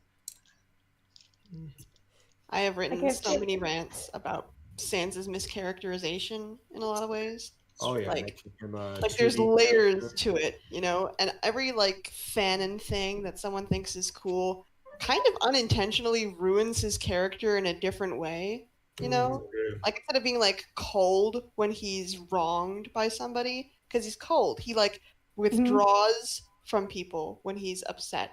He doesn't get all like, I'm gonna fucking snap you in half like a Twizzler, like fuck, So, like, the only thing he says to you is that you're a dirty brother killer, and you see him in the Shiren fight in the background a little bit, and that's it. Yeah. And another thing is like when they make him remember resets, it actually makes him stupider. Yeah. Yeah. Like I made a whole post about it, but it's basically like if he remembers resets just because he can, he's so special, then it kind of takes away the intelligence that he has by like just recognizing, hey, this is familiar. I remember a lot of these things kind of vaguely, the deja vu feeling. So he doesn't really remember. Right. It's kind of like Yeah. Misconception. But- I'm gonna get a big nerd in here for a second. There's this one character on Star Trek: The Next Generation called Guinan and stuff. She's the runner. She's a mysterious alien character that runs the ship's like main like recreational thing. And it's like one time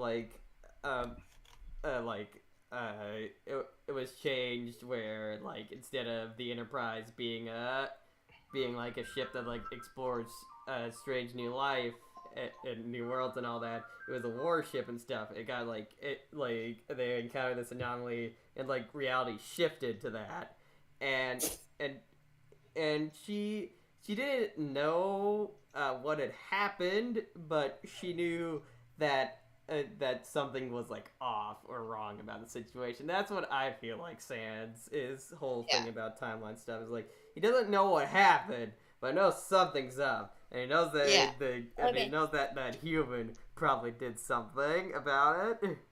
Lots of rumination. I have something to say when you're done. But wait. I'm trying to remember what Tim and I were supposed to say. I'm sorry. Okay, a lot of these alternative interpretations, they depend on your setup. It really depends on your setup. It's not fair to say that somebody has gone OOC towards the end of a story, as in like this is not pre-game, post-game. You want to say post-game, because you don't know how those life experiences affect them. If the setup is well done, then the changes feel natural. What a lot of writers, new writers, fandom, those who are new to the fandom, first time creating their fan work, they do not understand this. Yeah, especially if you're new to it, you gotta Yeah, work if you're new to it, you have to work towards that. I think the thing that happens sometimes is that it feels like it's more developed in your head because you've been thinking about it for a long time. Yeah. And then when it's time to actually write it, you think, oh, it's already been set up, because that's the feeling you have. But the people reading it, no. Yeah, explaining that your setup. process to somebody else is the hard part. Yeah. As someone who actually their first big story was an Undertale fanfic and stuff, I've talked about this before, but the Out of the Void that's actually that AU and stuff that I made that's on AO3 is the rewritten version of that. The first version took me about 4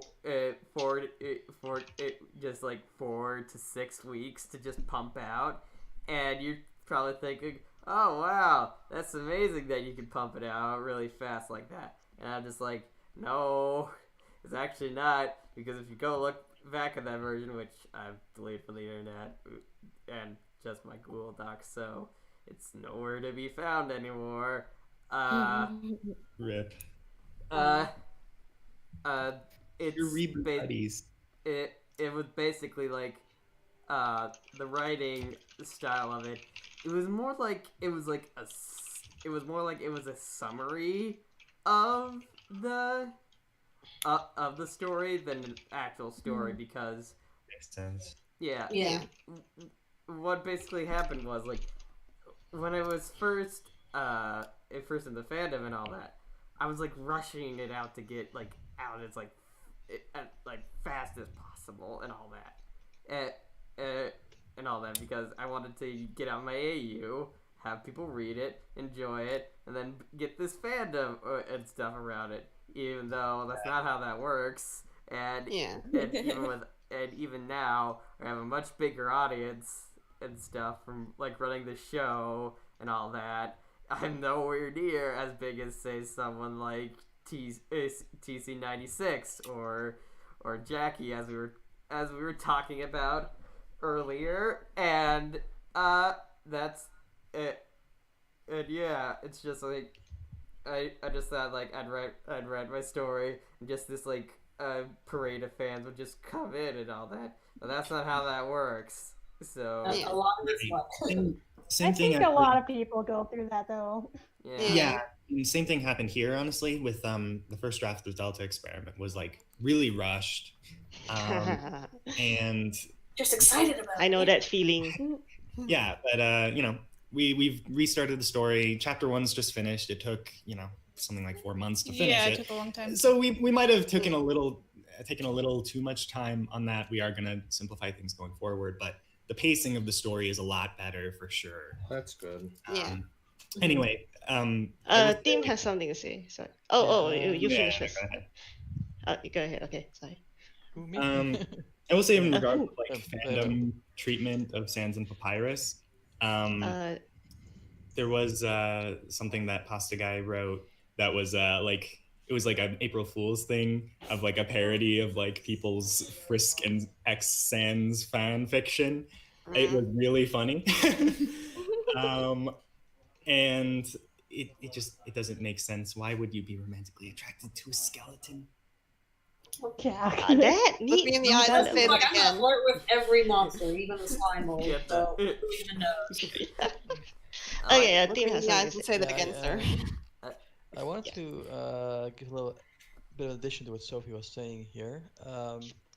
Regarding Sans especially, I don't think he's mischaracterized per se, just that the game is a very personal experience for a lot of players, which is kind of different depending on everybody plays it. And a lot of people go into writing a fanfiction like this with a lot of excitement, and they characterize Sans on how they experienced him. And there's a part of them who's maybe not have seen everything there was to see of the character, or they just latch on to certain things they liked more. So I think that's where a lot of the interpretation come from. Right. I mean, like the super like dramatized versions, though. Like, Right. I feel called out. I feel so called out. I don't mean to call anyone out. I mean, like, yeah. My experience with it is it's like an explanation as to why there are so many like kind of varied interpretations, especially depending on how you were introduced to the game, especially Right. through like memes or something first, or through Sansa's boss battle. Then he's gonna seem like a way more aggressive character than he might be on the whole. For sure. And there's nothing wrong with that. It's just it can my be kind personal feelings on it are like, because I didn't play the game for a long time, so all I had to go on was like the fandom and like what I could look up and watch from Let's Plays and stuff. And the first few months I was in the fandom, I was like, oh yeah, Sans is so angry, and he's like, haha, no one can mess with him. And then like I learned more about like the actual game, and I'm like, this man just wants to sleep. Why is everyone doing this to him? Stop taking his nap. All he wants is to just take a nap, and then this human falls, and he's like, God damn it! Now I have to do that thing I promised Toriel to do. You know? It's true. Yeah. And then there's like Papyrus, like I think I don't want to like take over the whole thing by ranting about how badly Papyrus is characterized, and you can say what you want about like Sans' characterization and whether or not like you think that that's like it's fine because it's how you experienced it. But Papyrus's characterization a lot of the times is just objectively terrible. Well, I don't know about that. Like, I once read a fanfic where it said he loved crossword puzzles. That's literally an unskippable dialogue piece from every single run where he says he hates crosswords. He likes Junior Jumble. Look, Junior Jumble. They just make him like a moron, like a totally stupid 5-year-old who doesn't know what the word damn is. And it's like, this man just isn't swearing around you because you're playing as like a 5-year-old. I mean, that's true. That's kind of like how they were mentioning before that, like, you thought that Papyrus was dumb at first, but once you learn more about him, you really see how, like, he's much deeper than that. Yeah. So, for sure. like, it's kind of like the way Pastaguy was saying, like, you just rush things out because you want to be part of the fandom. You want to have your piece out there. Oh, yeah, I totally did that. And then too. afterwards, you realize, oh, he wasn't actually that dumb. But yeah. I'm not going to totally say that. understand I did your that too. I have a whole AMV on my channel with nothing but like Fanon characterizations in it. But I really feel like if you're in the fandom for any length of time, you should like work on trying to associate yourself with like the most canon versions of the characters. Well, because like in my opinion, every time someone sees something that you make, they're going to be seeing like your versions of the characters. And it doesn't matter if you like dislike a character. Like for instance, I don't like Mettaton that much, but whenever I write Mettaton, I'm still going to try to make him as canon compliant as possible. Because even though I don't like him, I'm not going to go out here and make him like King Asshole Supreme, just because I don't like him. I'm going to like look into it. I'm going to be like, someone loves this character, and I want to treat them with the respect that they deserve. That's fair. I mean, I don't want to be like some kind of gatekeeper that tells people how they can characterize a certain thing. I do think that to a degree there should be a respect for how the characters are sort of material, but like. Well, I don't want to come off like a gatekeeper either. Well, I'm just frustrated with my favorite character being murdered or stupid. Excuse me. Team has been trying to say something. Sorry. That's fine. I wanted to point out the reason why Sophie feels a bit called out here, because Golden Key Chance is quite edgy and quite dramatized. Well, I don't have a problem with that. Like, I want to point out we know this, and we know we latch onto that serious part of him more than his comedic part, in part because we're not we're both not very comedic writers in a way. Yeah, And also, not comedy writers. Yeah. Comedy is hard. I don't have a problem with that. Like, The way we build it here is Yeah. basically acknowledging that in this setting, that he's just getting more and more determined as he goes forward. So naturally, sure. it's going to be different Yeah. for the game. So that's what Yes. Sylvia was saying. If you think build that's it into your setting to allow for this kind of change, and accept that he was different in the main game, that's fine. for sure. Like, Yeah. Well, Because try to he make- change the main game stuff. Yeah, I Yeah. mean the reason why that happens is because he keeps making that kind of decisions. He keeps making that kind of decisions in serious situations. Like both of us, we are said to be the most anime writers of the whole fandom or something.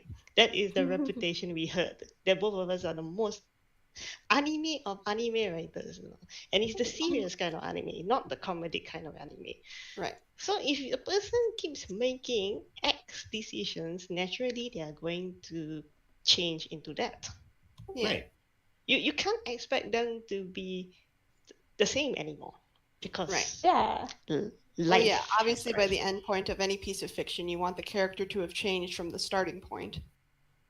Yeah. Right. Like, Yeah. I think it's really cool when people take stories and they can change the tone. Like, I don't think all Undertale stories need to be comedic. I think that there is, I Yeah. think a ton of value in the dramatic. There's definitely like room for like more dramatic things. For sure, for sure. What I was kind of talking about is really just like Sans. When you look at it, he's the guy who scratches his butt when he goes to Grillby's. Yeah. And so when people like portray him as this super like suave, handsome skeleton, it can come out a little Yeah. strange. Yeah. Yeah. That For was me, it's He like could a, develop Or like, that. the extreme drama queen that I've also seen. yeah, like you swear around Papyrus and like Sans yeets you into space or something. Oh, I hate those words. I hate it too. I think the main thing that concerns me is that when some people who are impressionable see those Fanon things and think it's actually canon. Yeah, yeah, Like an same. example for me was that somebody asked like, "Oh, why is Papyrus shorter than Undyne? Like, what the heck is up with that?" And then I showed them a picture of the sprites in game and showed how tall Undyne was compared to Papyrus. But that Yeah. person thought that Papyrus was the tallest thing ever because that's just how he's portrayed in a bunch of art, you know? Elaine EXC in the chat actually made a really good point, was that characters have many facets to them, so many people may emphasize different aspects of a character as they enjoy or relate to it more. So that's Yeah. probably why a lot of characterization gets warped and stuff. Yeah. Right, right. I mean, You There's take out some cool a lot of the time people either if they like the character a lot, they like emphasize their positive aspects more, and if they don't That's like a fair. character, Yeah, they yeah, emphasize yeah. their negative aspects more. I think my main issue with like the mischaracterization of Sans specifically is that so often he'll do like war crimes and everyone's just like, "Good job, it's okay. Sans, you did it, you did it so well." Well, And it's that's- like he that's- killed several people. Well, that's because he threatened to kill. Okay, because of that, he has the capacity to take those kind of actions. Well, yeah, I but mean, we wouldn't really reluctant attribute that to to. online. I like. Yeah. Sorry. When it comes to like I- more edgy stances, I actually do like a few of them. Like for instance, Horror Tale. It's not everyone's favorite thing, but I actually like it because even though like Sans does a whole bunch of horrible things, like he kills several people, he lobotomized Alphys, he destroyed the core after it got fixed. He tricked Papyrus into eating human meat as a political ploy, not because he wanted to save his brother from starvation, but because he knew that Papyrus is basically the mayor of Snowdin, and what he says has a lot of sway over the citizens. And he had the whole plan, everyone's going to eat human meat now. And Papyrus was like, "I'm not allowing this." So Sans had to trick Papyrus to get him to agree to his plan. And I like Horror Tale because even though Sans does all these horrible, reprehensible things, like everyone doesn't like him in the story. Like everyone's just like, "Oh great, there's that guy again." Like he's like really fallen from grace in his social standing. Like everyone's kind of just tolerating him a little bit. Yeah, Like, and in instance, that setting, it makes sense, you know? Yeah. Uh, And like in the Because, story, like I said, there is development. yeah, The and like in the development story, happened. yeah, And in Horror Tale specifically, Papyrus has several moments where he's like really fucking with Sans on purpose just to annoy him. Like he'll scream louder when Sans tells him to be quiet. And there's another instance where Sans left a note to Papyrus saying to like stop him from eating human meat. So what Papyrus does is he runs up and he whacks him across the face with like a board with a rock tied to it. And it's like, well, he deserves it because he's an asshole. You know? Where it's like most stories. If you set up stuff well, you can get your characters to do stuff that some people would say like in a vacuum they'd be like, oh, that's completely out of character. Exactly the point. Exactly the 100% Horror Tale Sans is nothing like Canon Sans, but I like that he's at least seeing consequences for the things that he does. Because honestly, after reading so many stories that I've read, it's just not a thing, especially since I read a lot of reader inserts specifically, and it's like, why would you want to romance this man? There's nothing to love about him. He's just an asshole. Okay, hold your thoughts there. Something that's very interesting that I have heard that I should have known that this you know Beauty and the Beast. When I brought up this topic. Yes. Beauty and the Beast? No, okay, you know Beauty and the Beast. Beauty and the Beast, okay? The Beauty and the Beast is actually a hero's journey. It's a romantic hero's journey. Specifically for a maiden to turn a bad guy into a good guy at the end. Why Sans gets so much attention is because he is the beast. So this weird human psychology thing of Beauty and the Beast, this trope is happening, and hence that is why you get so many people romancing bad skeletons. It's the Beauty and the Beast. It's the archetype. Beauty and the Beast is the archetype. Yeah. It's something like the very same interesting I logic learned. with all the from- Loki You can fangirls, fix too. him. You can fix him, ladies.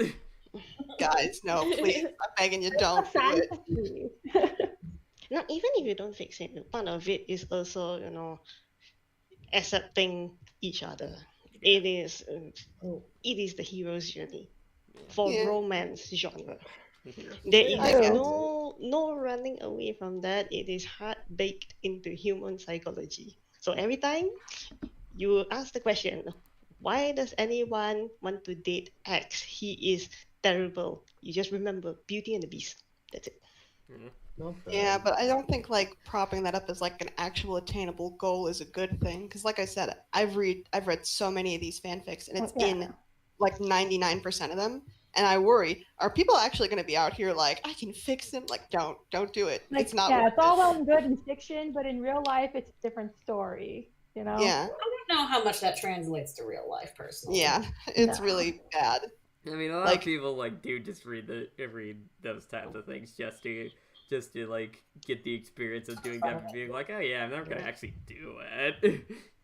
Yeah. Fiction is for that purpose. Yeah. Okay. To get back a little bit to Sans not getting consequences though, because I forgot to finish off my little speech from earlier.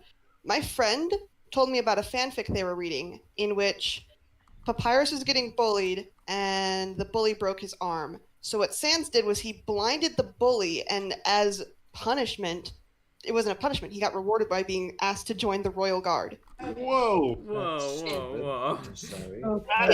Quickly. I mean, there's such a Dr. thing as revenge Dr. Mecca in fantasy. the YouTube chat, exactly. No, Yes. just no. Obviously like an out of the norm thing, but the fact that it even happens at all is like, that's wild. Why is Sans being rewarded for being awful? That's just my main issue with Sans' mischaracterization, is that he's allowed to be a bastard. Okay. That is a whole different topic. That one is revenge fantasy. Excuse me. Yeah. Sorry, someone in the chat said no, just no. Plus Beast is a recluse. Yeah, sorry, no, nice just guy no in is fight, what? Yeah, that's the thing. Like, he isn't an asshole like Sans. He's actually nice. He just looks different, and therefore he grew kind of in the wrong direction. But the way most people think these Sanses are like, they're the asshole by default. So there's no help in that. That is just one of the tropes. Yeah. That's very different. Okay, so actually, Alright. Okay, so I just gotta say, y'all keep saying stuff like Sans is a, I'm not gonna say the word you said, but jerk. Yeah. And I'm just like, what about his character makes you think that? Because honestly, I don't. No, not canonically. In like a lot of fan works and stuff. Like for Yeah. instance, one of my least favorite fanfics I've ever read personally had Sans be like manipulative. He wanted to kill a starving person because they like moved too quickly to grab food from him. He's blatantly human racist in this story, and he's supposed to be a love interest also. And it's like, so it's not Canon Sans. Canon Sans isn't a jerk at all. He's actually a really chill dude, and I love him a lot, which is why I really hate the mischaracterization. Game sounds also. Like we need to talk about something nice to lighten the mood. Okay. Yeah. I'm saying the game sound is actually if you take back for a long time. He only exits the last moment. Yeah, that's true. Okay, Yeah. so to kind of wrap this little portion of the podcast up, I have a fun story to tell. Okay, this is back during my Undertale Amino days, which if you don't know, Undertale Amino is populated by the younger side of the fandom. Like most of these people, 14 to 16 is the average age range and stuff. The children. Yes. Yeah. I say children when I'm only 20, but you get my point. Anyways, so yeah, one of the things that happened was one of the posts and stuff, a series of posts that I did before I did actually like started like posting my AU and stuff. Was I did like Undertale AUs in 10 words or less, like that, like that like sort of thing, sort of thing and stuff. And some of the jokes that came up for that were pretty funny and all that, but yeah, there's this there was this one thing where I did like Horror Tale and Dust Tale in like I think it was like AUs in 10 words or less for like the third version of that post, and there was like someone who commented in the comments, and it's just like man, Dust and Horror Tale Sans are so dreamy and stuff. I want them as my boyfriend, and I'm just like, they kill people, right? And they're just like, yeah, I know, I just don't care. And I'm just like, okay. Oh boy. Honey, you are gonna run into problems in the future. It's like those kids that are like in love with Jeff the Killer or whatever. Jeff the Killer. I was in the creepypasta fandom. I remember those days. Became a Shudders. Slender think was most so people kinda know dreamy. Sorry. Okay, so yeah. Okay, the next topic we have. This is an interesting little meta piece that we've talked about a couple times on this show. So a lot of Undertale fan works that like retell the story of Undertale. They a lot of the time they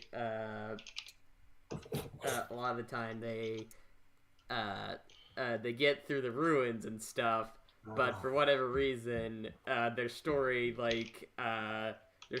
gets like stalled, or they like spend way too much time in Snowdin and all that. And I was, hey, the Snowdin test. Yeah, the Yeah. Snowdin test. The Snowdin test. Yeah, you remember that Sophtopus, we talked about that way long ago. And I was just wondering, why do you think that is that so many people like either stop their fan works around Snowdin or like spend a lot more time in Snowdin than they probably would in other areas and stuff? No, maybe it might have something to do with what we were talking about earlier, like with how complex the Pirates and Sans actually are. They might get stuck trying to convey all of the complexities of those two characters in one sitting. Yeah, Like, maybe that's It is, everyone just loves them the most, so they run out of steam because they're like, my favorite characters are here. What else was I gonna do? I suspect the sticking point is not Snowdin is where you stop, it's Sands and Papyrus is where you stop. Yep. It varies from place to place. I've seen some stories stop as soon as they get out the door, and some that they get all the way up to the end, right to the end of Snowdin, thinking you're made it, and all of a sudden, dead end with Papyrus, just complete dead end. And it's like, why? Yeah, Like, it was going so well. It's such an odd phenomenon for how like prevalent it is too. I had a Part of it also that you do spend a lot of time in Snowdin itself. Yeah, you do spend a lot of time in there. Yeah. I mean, mean, like, like, what do you you- say? Town. Sorry? And Town. probably people Is it spend town? more Okay. time in there than other areas because that's when the where the like monster battles do start to get a bit more complicated and stuff. I mean, the ruins ones don't really offer much of a fight, but yeah. And since you're I still think learning another the reason mechanics could be that, at like, that point, The beginning of Waterfall's pretty empty. yeah. Scotland, I think, is the longest one, and that one takes a while. Yeah, I yeah. think Snowdin Waterfall, I takes- think, is actually The like probably Waterfall's the slow. shortest one, but because like the atmosphere and stuff, it seems like it takes longer I than thought it was the the other longest ones. for me. Waterfall, like, you know, it is divided into Yeah. sections as well, with like the dump and then the other thing. Yeah. Like, Waterfall's nice, but there's just not a lot of, like, scenery or people. Like, the scenery Yeah, that like, there it's very is lonely. really nice, but it's just not as, like, Honestly, Personally the engaging story-wise. the fan art for Waterfall is like some of the best out it there. is. It's true. Waterfall's my favorite it's thing really to draw in the gorgeous, but you background, can't though. tell a story with pretty flowers, you know? Yeah. Waterfall gave me a very I love isolated Exotic Waterfall for sure. It's I also wanted to really say, interesting too because like Snowdin has the town, and that's like a really good place for like people to stay. Like you don't Yeah. need to move on from your adventure. But in Waterfall and Hotland, even though those places are longer, you're always moving. You're always walking from one place to the other. But in Snowdin, you kind of sit. You can talk to Papyrus and Sands. You know, you can Yeah, sit. Snowdin is, like, the only place with, like, a lot of people all in one area. And That's that's why why there was supposed to be more, and they couldn't even fit them all. At least, again, I was in the art book. The original Snowdin town was actually quite a bit bigger. Yeah, it Yeah. had two sides instead of just, like, the one side. Like, they're all just facing south, because this is how we build buildings here. No, it was supposed to be, like, two sides, like, of houses and stuff. Yeah, like way more, I guess, like Earthbound, where you explore on a vertical level. for sure. Yeah, yeah. Snowdin I has wanted too much to- going on. Tim, yes, Tim? Yeah, I want to point out that I was kind of already mentioned here, but Snowdin is your first town, therefore, the forward progression of the plot kind of grinds to a halt. Yeah. This, in turn, with this being the start of the second act, like the intro is over and done with, the game really begins. I think a lot of people get caught up in that lull in the story where there's nothing going on, and can't proceed from there. Yeah. I will say also, like, a couple of years ago when I was like 14 or whatever, I was like super into Undertale roleplay stuff, and I would play on this server Hypixel, and they would have like housing plots where you could make maps. Some people would make Undertale maps for you to play on, and always, without fail, what would happen is they'd build the whole ruins, and then on top of it, on the ground level, they'd build Snowdin and Grillbees, and then Waterfall and Hotland were tiny if they even existed at all. And then you'd have Judgment Hall. And so, like, it's interesting that Snowdin is usually the place where a lot of these people are making or playing with their friends in. They, you know, it's where all the social interactions take place, where all the people are. And part of that has to do with because it's Sands and Papyrus's hometown, but, you know, part of it is just because it has Grillbees. That's the place where you meet people. That's the place where you do stuff. So It's a town. It's a social place. yeah, exactly. Also, we don't actually see the living quarters of Waterfall Comparatively and be Hotland. small. We don't. I mean, heck, most of the monsters are supposed to be living in the city that's around the castle. Yeah, but we Yeah, there's supposed to be like And a, you never get to go in there.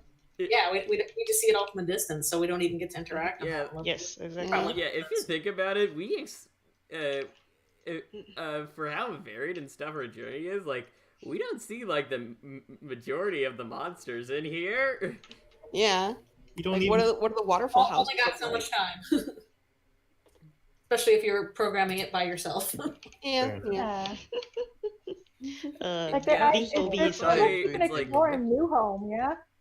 I see interesting like some really interesting fan art and stuff is like how people like actually depict the capital city and stuff, because we don't get to see it at all. So it's interesting to see like how people like interpret just like seeing buildings far off in the distance. Yeah. I was wondering, has anyone ever made a fanfic or sprite comic where the game goes in reverse, starting a new home, ending in the ruins? That'd be really neat. Oh, that would be kind of cool. That would be. They should have done that for Underswap. Yeah. Came in back in. Someone has asked, is there any AUs that has the main characters as the only characters in the underground? That sounds kind I of don't think so. The only one I can think of are ones where Sans goes insane and murders everyone else, but That's still. That still. Eliminated all the Merry NPCs. Christmas. Let's talk about murder. Like the halls with blood and murder. Wait a minute. The Christmas spirit? No, I have a feeling about Snowdin. Why people stopped there. It's because of all the areas, it doesn't have a singular goal. The ruins had a singular goal. You had tutorial, you had Hotland had a singular goal. Alphys telling you, oh, you got a murderous robot and going through Metaton's little game. Waterfall had a singular goal. Undyne was hunting you down. You had to find a way to avoid her or confront her. New Home had a goal. The core had a goal. What does Snowdin have? It has a lot of things that coincide, but not a singular goal, except moving on. Yes. I feel like without that pushing you forward, without that goal, like you can ride in, keeping you comfortable, you have to provide all the momentum, and that's how a lot of people struggle with it. That's my theory, at least. I feel that with Snowdin, it's very interesting because the ruins is, of course, supposed to be somewhat of the tutorial. Yeah. But what I believe is that Snowdin feels very much like when you're somewhat like in a different game, when you're in the overworld and you go to levels. So Snowdin seems very much like the overworld, and then Waterfall and Hotland are like level 1 and level 2. They're more linear, but more varied, which is funny. If like Snowdin. Like, if I were to give a example for like Snowdin's like general like level design and stuff, it would be like in Mario Brothers and stuff. Like the first world, like in your typical Mario game, is like pretty easy and all that. Like it's all grassy. The enemies aren't that tough, and even the final castle levels or airship, depending on the game, isn't all that hard and stuff. But World 2 is actually a pretty big step up and stuff. Like it introduces a lot more stuff into it with in the desert level and all that. Yeah. All right.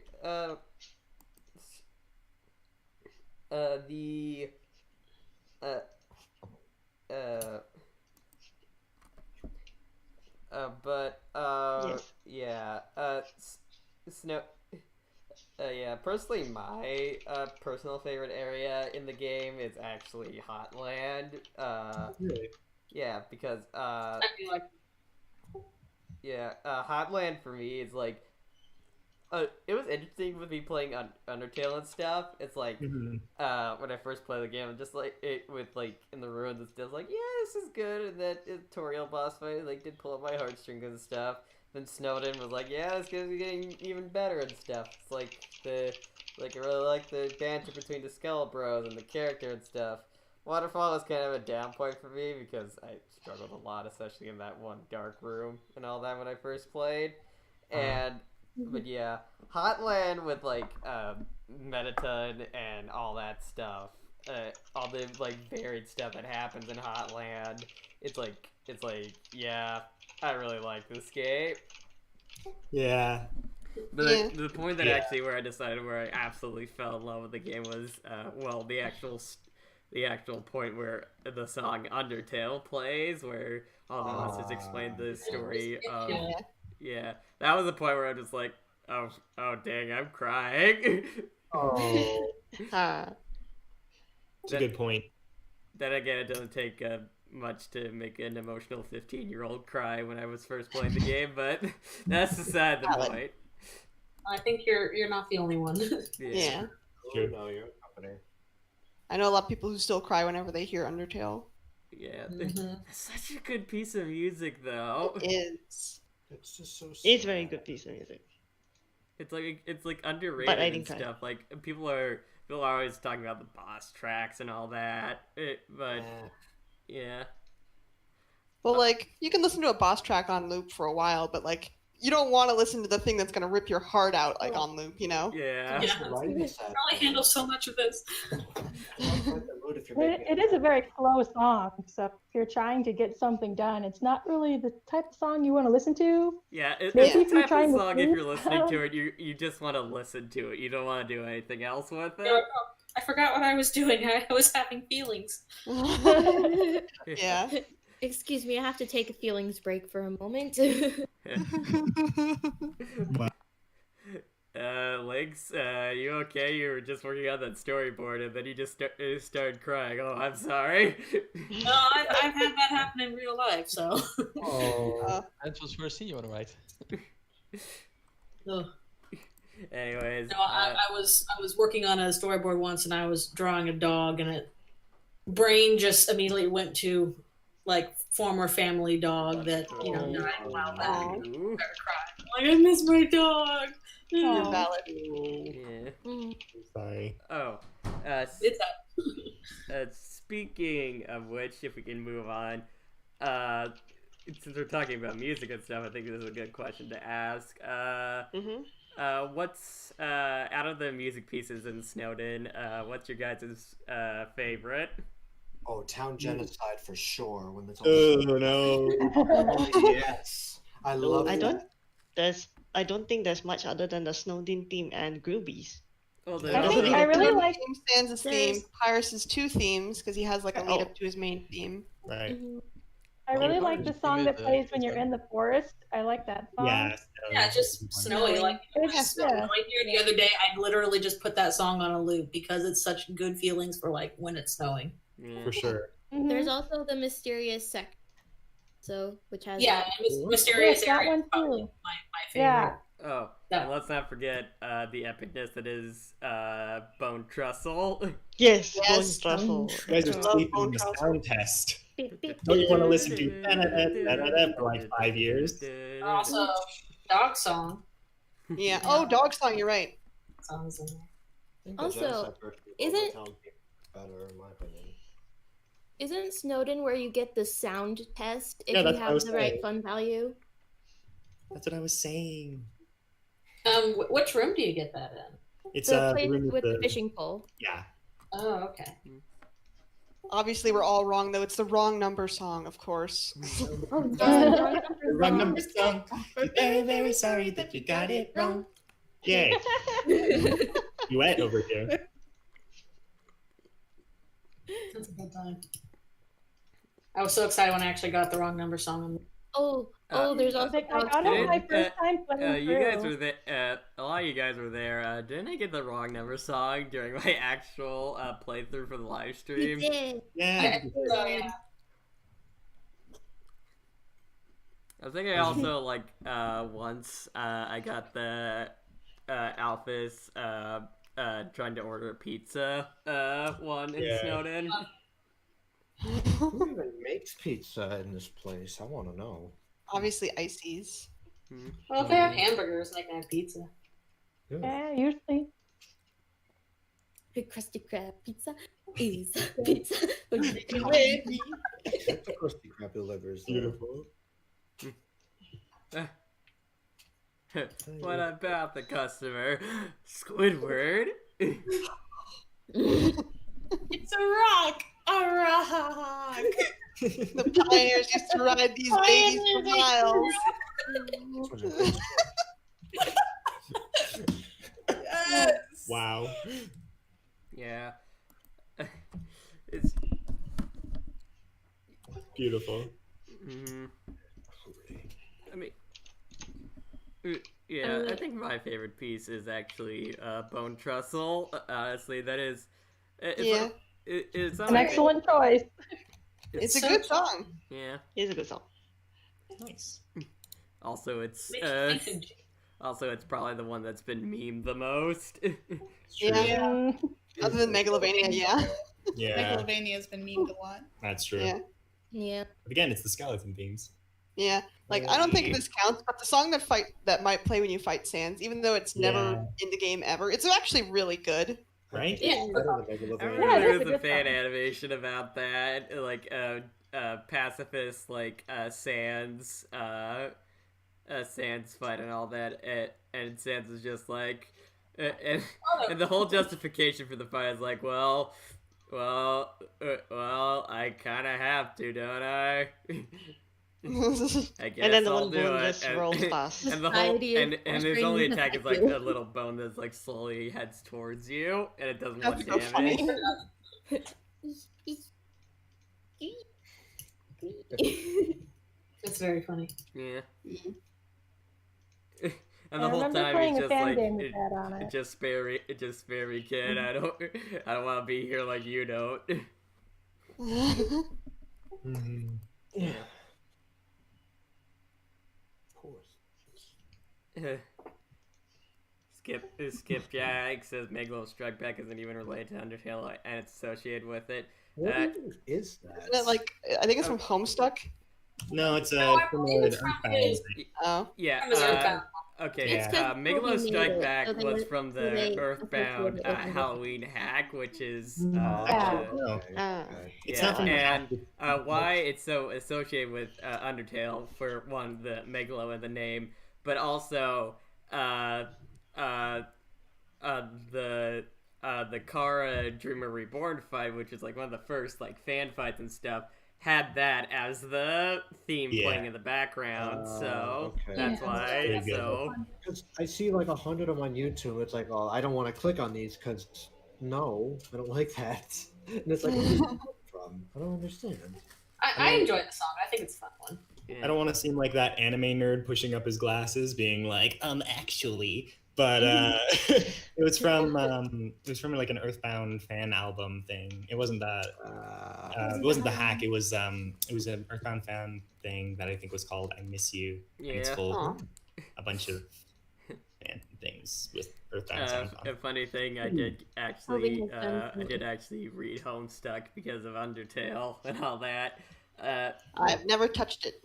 Still haven't finished it. I tried, but I couldn't finish it. Yeah, Same here. it's it is long and stuff, and Yeah, I Yeah. lost interest. It's honestly, very- like the first time I heard of Homestuck was like, that scenes where Megalovania, like that flash scene that actually where Megalovania plays in the in Homestuck in one of the sound pages. Someone actually did that. Someone actually like did a music overlay for that and putting the Undertale version. I'm just like, what the heck's with all these like gray troll people or whatever in that weird dog thing destroying this like purple planet. And why's that troll girl turn into a fairy? Toby's living in Hussey's basement. Yeah. Was that Rain? Yeah, he Was that actually did live in Andrew Hussey's basement for a time.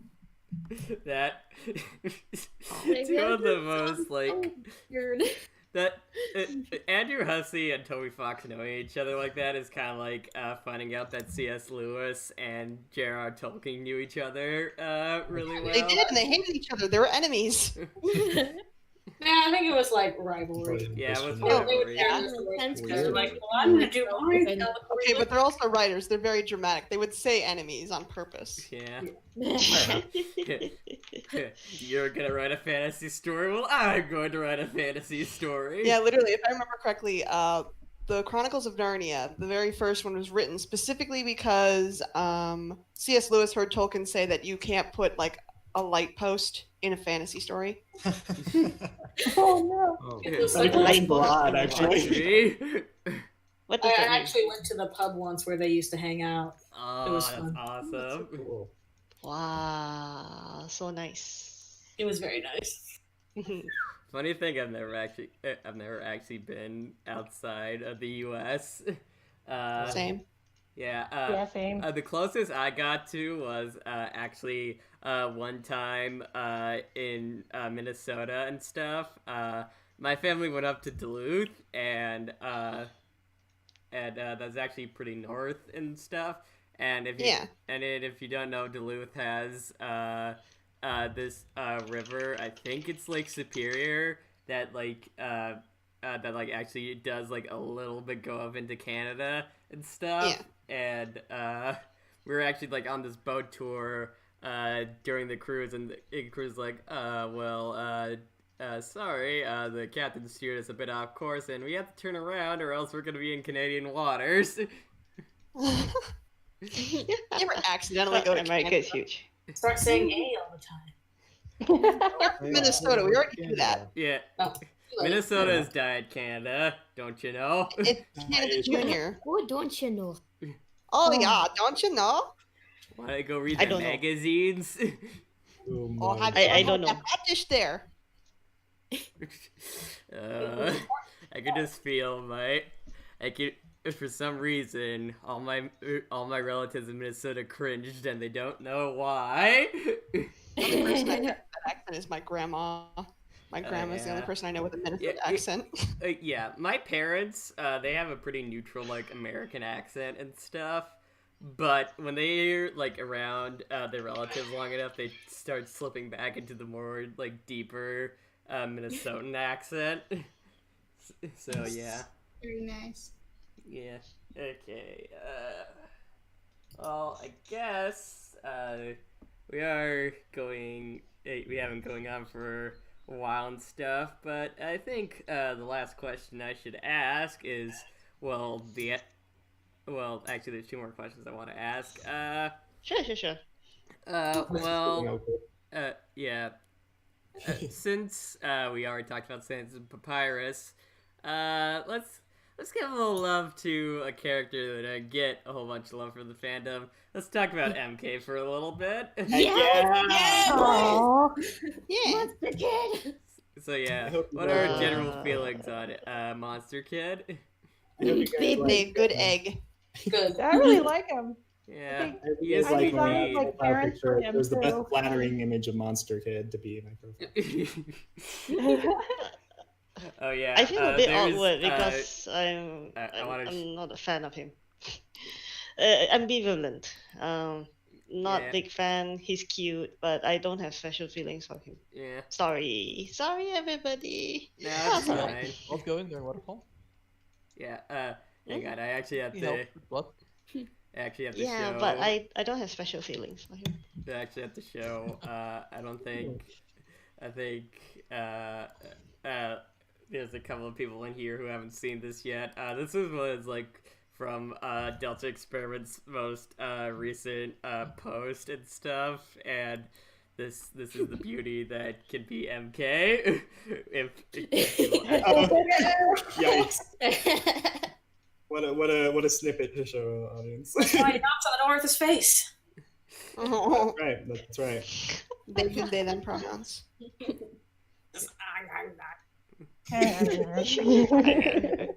About the dinosaurs in your life, give them regular door handles. Yeah. Exactly. So true. Monster Or Race. they could install those like new little push pedals they're putting on the bottoms of doors so you don't have to touch door handles. Yeah. Just install like a cat door. He'll squeeze through. But yeah. Oh, Bad Dreams has to go.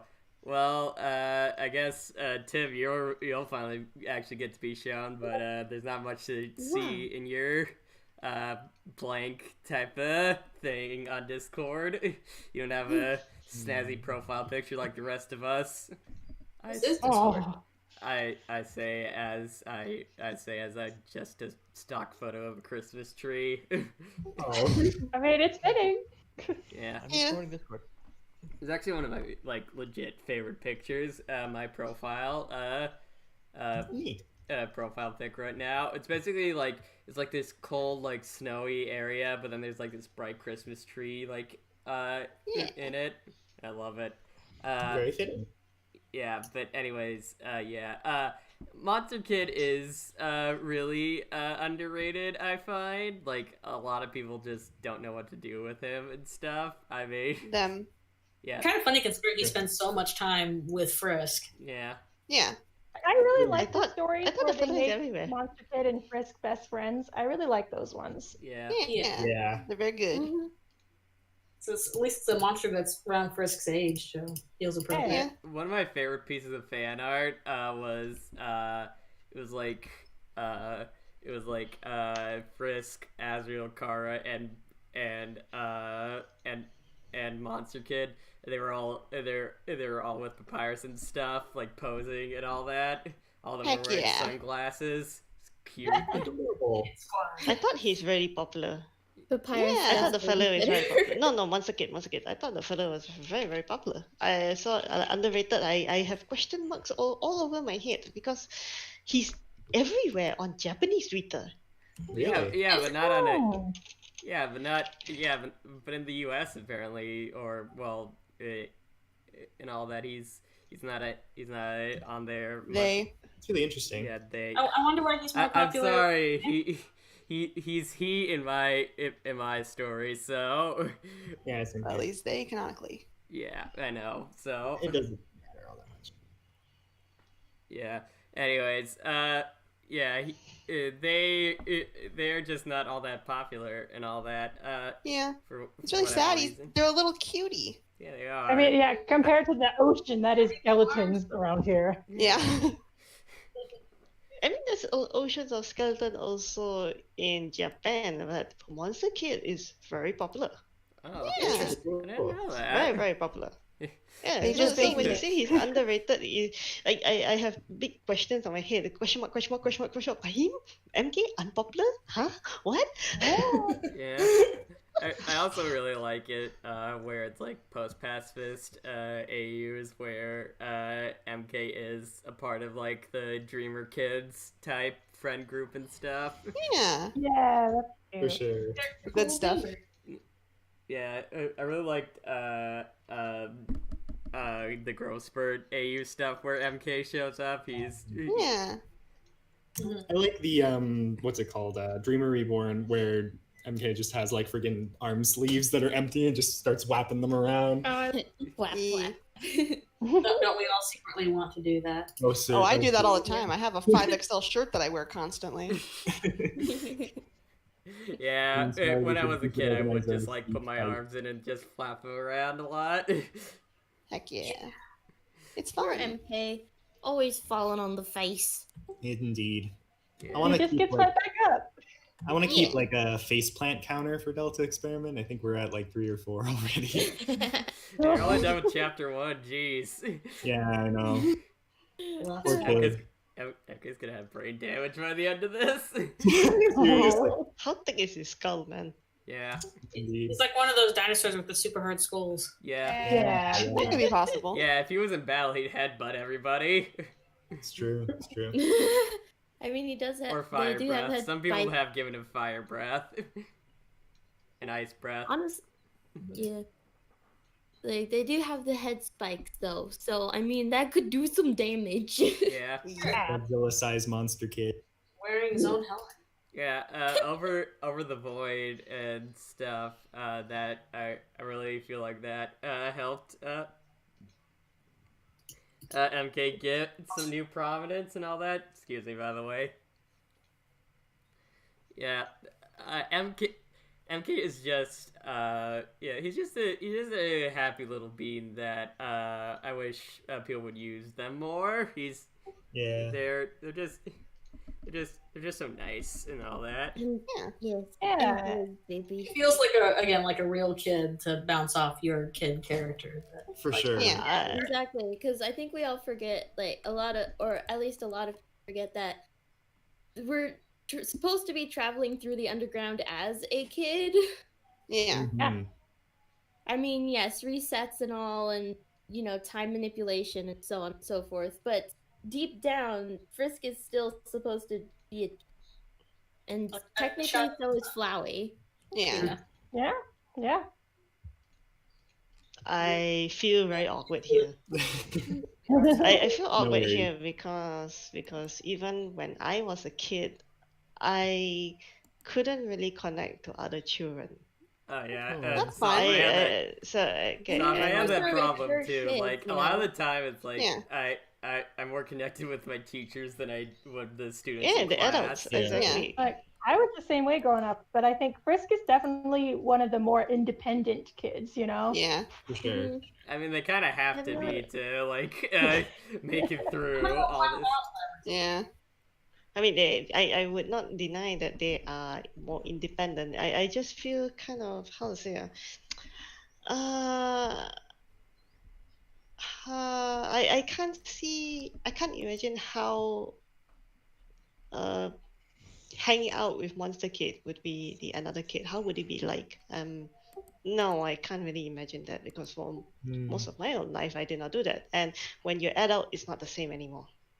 So Right. my experience mostly is from, okay, who are the elders, who are the adults, and who you look up to, and what you learn from them. Under training, I was under a private tutor for music and those that kind of things. And so it's like adults have a bigger influence in my life than other children. So that's why when I look at Monster Kid, I'm kind of thinking like, okay, he's cute. I can't imagine what life is like with him though. Right. It definitely seems Monster Kid like he has his adult hero, or they have their adult heroes they look up to, Undyne, and then at least in the pacifist route, after seeing Undyne basically attacking the person that they were traveling with, they kind of shift that a bit to, well, I think Papyrus is cool now, kind of thing. Yeah, I love that. Yeah. Yeah, he made it change that. I will say also, like, adjusting your expectations of adults as you grow up, basically. True. It's also kind of cool how in Deltarune, MK kind of has this like cross necklace. I didn't really imagine MK as being like this ultra religious teenager, but it's kind of really funny to think about. Yeah, I don't remember. Is Monster Kid referred to as Monster Kid in Deltarune? Because it could just be like, I remember Monster Kid mentioning that they have an older sister. That could be who that is. I'm pretty sure it's because the like same everyone person. else seems to be the same age, you know. So it'd be Well- weird if Monster Kid was the only one with a different age. Well, not really though, because Chris is older, and Chris is kind of like the And version. Azrael's older. Well, Yeah. Chris is different from both of them too. Azrael's And Azrael older. died as a child And, like- 100 years ago, Well, I mean, like canonically. Asgore seems older for sure. He has like his hair is like receding. Yeah, and Toriel's too. Yeah, Toriel doesn't Toriel's- have that tough. Well, she Actually, Deltarune Asgore's is- hair is that's still right, that's receding. Like you just can't tell because he has a crown. I guess, but like it seems like people are older in general. Chris seems to be more They've Kara got than like Chris. it's a few years ahead of what might be in. Kara. Yeah, Chris is more like a. Like instead of middle school, we're in high school now. Yeah. Yeah. I just think it's funny to imagine MK like singing like religious music Yeah. at the top of his lungs. I think I stuck him in the choir of the church. Yeah, I noticed that. Yeah, Yeah, but he's instead just- of like it's praise just the over there. Lord or whatever, it's like Yeah, praise exactly. the angel or the angel. I mean, like Exactly. it has like those small town vibes, and like I graduated from high school in a small town, and that's definitely the vibe. Like I would listen to other kids having their conversations in high school, and it would just be like, "You want to go get drunk in the woods after we go to communion?" And it's just like, Jesus Christ. Oh, no. No, I didn't grow up. Like, in no, a it's small the same, town. we'll go to Insanely reconciliation ADD. afterwards. There was a bit of a pun to that. Was there? That was unintentional. Pun Yeah, intentional. communion, and then you said Jesus Christ. Oh, I thought you meant like the communion, then get drunk in the woods. I We'll mean, commune in the woods. I live in the city all my life, born in the heart of the city. So all this Yeah. very foreign. I mean, to me. I think Deltarune's also very specifically like American small town too, in like its vibes. Yes, American small town. Yeah, like I Yeah, think so that I didn't like that specifically term as American much. things is like a diner and a pizza place. That's Those true. feel very American compared Yeah. yeah. Especially a Chuck E. Cheese ass pizza. to yeah, place. that Yeah. specifically is a very American vibe. Yeah. Yeah. It's part of the reason why Undertale is more popular though overseas Yeah. than compared to Valorant. Well, it's not because we don't. All of them Well, not yeah. yet, but it's also more niche. And Toby himself is going to be more niche. Yeah. Something closer to his life in the small town. Yeah, maybe that could be possible. I I think he might have picked. Oh, you go on. Sorry. I read in one of his interviews after Deltarune release, he said he actually had two ideas.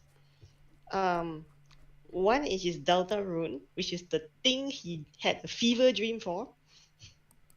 Yes, it was conceptually it was hatched after a very bad or weird or interesting fever dream. He was sick and he had a fever dream, and then he had this dream and he said it's going to be the ending of this game that I'm going to make, and that was Deltarune. But when he started making Deltarune, he realized that the game is going to be way bigger than he is capable of doing. So that is why he had the backup plan, which is Undertale. Undertale was the smaller story. Yeah. And Deltarune because it was was Deltarune was a bigger story. It was the first story he made, and Undertale was what he made after he realized that he's going over his head. He's not going to be able to complete. So he focused instead on Undertale, and he learned his craft, learned how to program, how to plan, and all other kind of things. And because that thing is a smaller project, he could complete it sooner, and the setting is more fantastical. It's not as American Old Town. Like, he knows himself that American Old Town is mostly going to be relatable to people who grew up in America. It's going to be weird to everybody else. Yeah. Right. So he just decided to just go for Undertale first and take the experience and put in the Deltarune. And he got exactly that. Yeah. I think. Yeah, I remember reading about that. It's pretty neat. Yeah. I think another reason he might have picked that setting though is because like it's naturally unsettling even to people who are familiar with it. You know, because like I said, I graduated from high school in a small town, and I find Deltarune small town to be very like, I'm very uncomfortable weird. here. Yeah, the thing about like, American small towns and stuff, there's weird. a part of us that are just like, oh yes, it's cute small towns and stuff where everybody knows each other. But there's also like a whole bunch of stories where like, okay, one of these people is like an insane murderer or something. Yeah, it's funny you say that. Lore that's not based then. Yeah.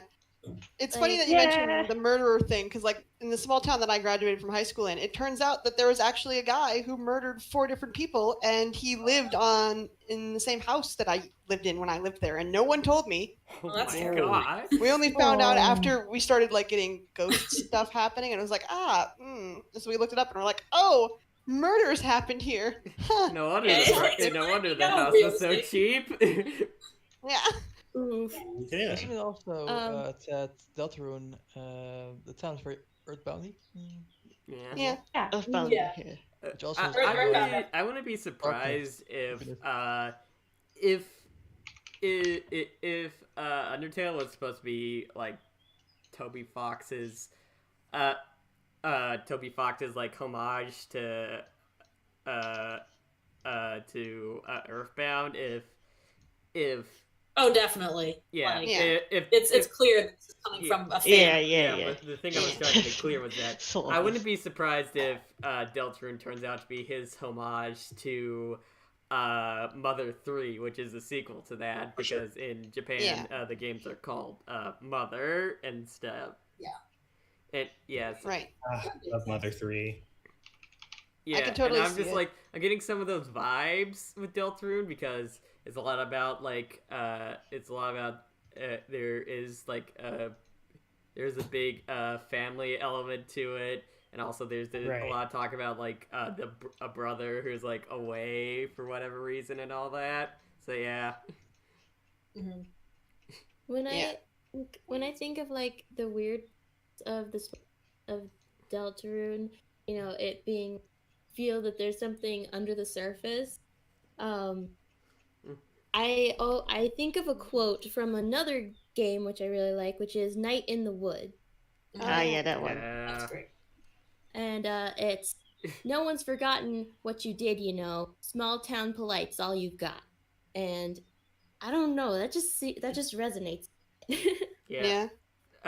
Honestly, with Night in the Woods, a little bit of that, I'm just like, I relate to it a little bit more and stuff because if you didn't know, Night in the Woods was specifically based off not just an American small town, but a Midwestern American small town. And as someone who did grow up in the Midwest, the Rust Belt area too. Yeah. Rust Belt. Yeah. Yeah. Like small dying towns in the middle of nowhere. Yeah, coal town basically, which is. No, I don't think it was a coal. No, it was a coal town. No. It was specifically a coal town. It had mines. Yeah, for some reason, I thought it was like an industrial town for whatever reason, but yeah. Kind of. I mean, they're kind of both. Yeah. But yeah, if it's built around industry, which is coal, then yeah. So it's like Rust Belt small towns that are dying slowly out in the middle of nowhere. You know, like Centralia, Pennsylvania, and stuff. Yeah. Minnesota doesn't actually have that big a problem because Minnesota's like economy was more diverse than a lot of the other states around that area. So yeah, it wasn't. I think it's probably also because like Minnesota has like all those rivers and lakes and stuff. Yeah, you know, they can focus on like trade and all that. But anyways, Pennsylvania is not so lucky. Yeah. But you guys keep saying how like you think that the town in Deltarune is creepy. I don't know. I didn't really get that vibe. But are you from I also grew up in a small town. 100%. I guess it just kind of reminded me of my hometown. I got nostalgic walking around. Well, no, it's like it's creepy in the sense that it's like something is just you know, like Susie was banned from Freehand Sandwich Day, and she's hungry the entire game. You know, and there's stuff like the church is everywhere, and there's things like Toriel Toriel making Azriel go to church every day for a week because he kissed a girl at a party. You know, and like that's like. Toriel definitely has that religious mom, but also wine mom feel, which feels appropriate. Gives me like To Kill a Mockingbird vibes, actually. I mean, there's a lot of things about my old hometown that I didn't know about until after I left, and that made me feel a little bit more creeped out about it, so I understand. Yeah, it's but like... when I was initially walking around, I was all like, oh. So nice. Yeah. That's the point. It's supposed to, you know... Yeah. Everything's fine. Don't worry, kind of. I think small towns like that are just creepy because everyone knows everything that's happening, and when you walk in, you're the outsider. I was thinking of like being someone or being a stranger in a small town. Yeah, because like my grandparents moved to a small town, and that's why I graduated from high school in a small town because my mom had to move back into their parents, and then we just moved into a house nearby them. Okay, so that's a different situation than mine was. Okay, I understand more. Yeah, but the same happens in his cities. Building of the game that Chris is in. The Dark World and everything is like Dark World.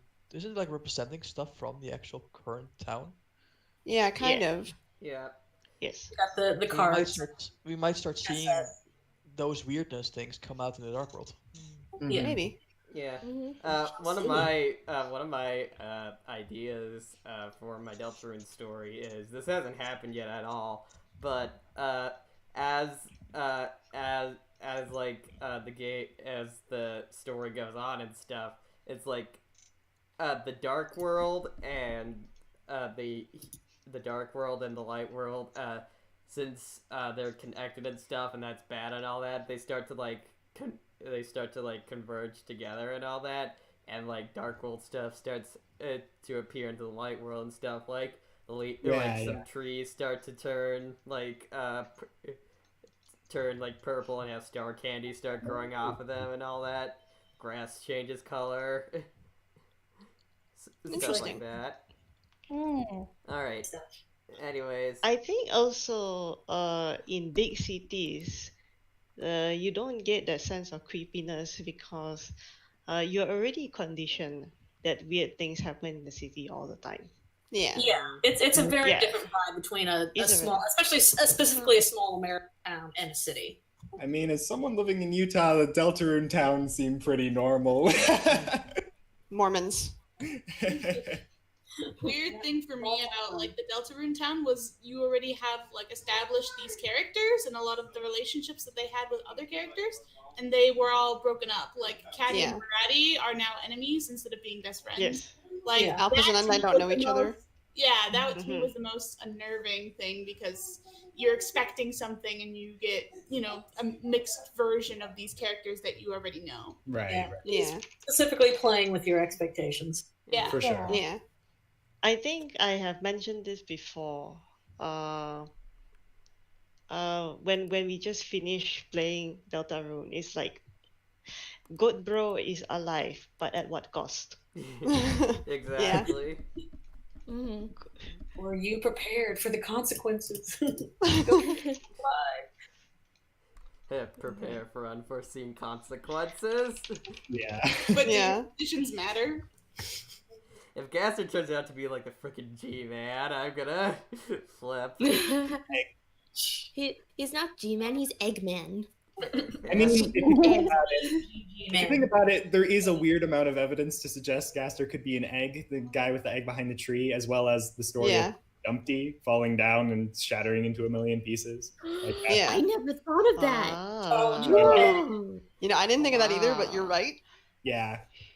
And like an egg. Oh, and like the egg on the dating thing for Papyrus. So there is a weird amount of on the dashboard. Also, just egg is funny by itself. Just it's true. It's funny. Egg. Why does the egg multiply though? Yeah. It's just my weird crack theory. Eggs are valid. I love your theory. It's amazing. Get it? Crack theory. What?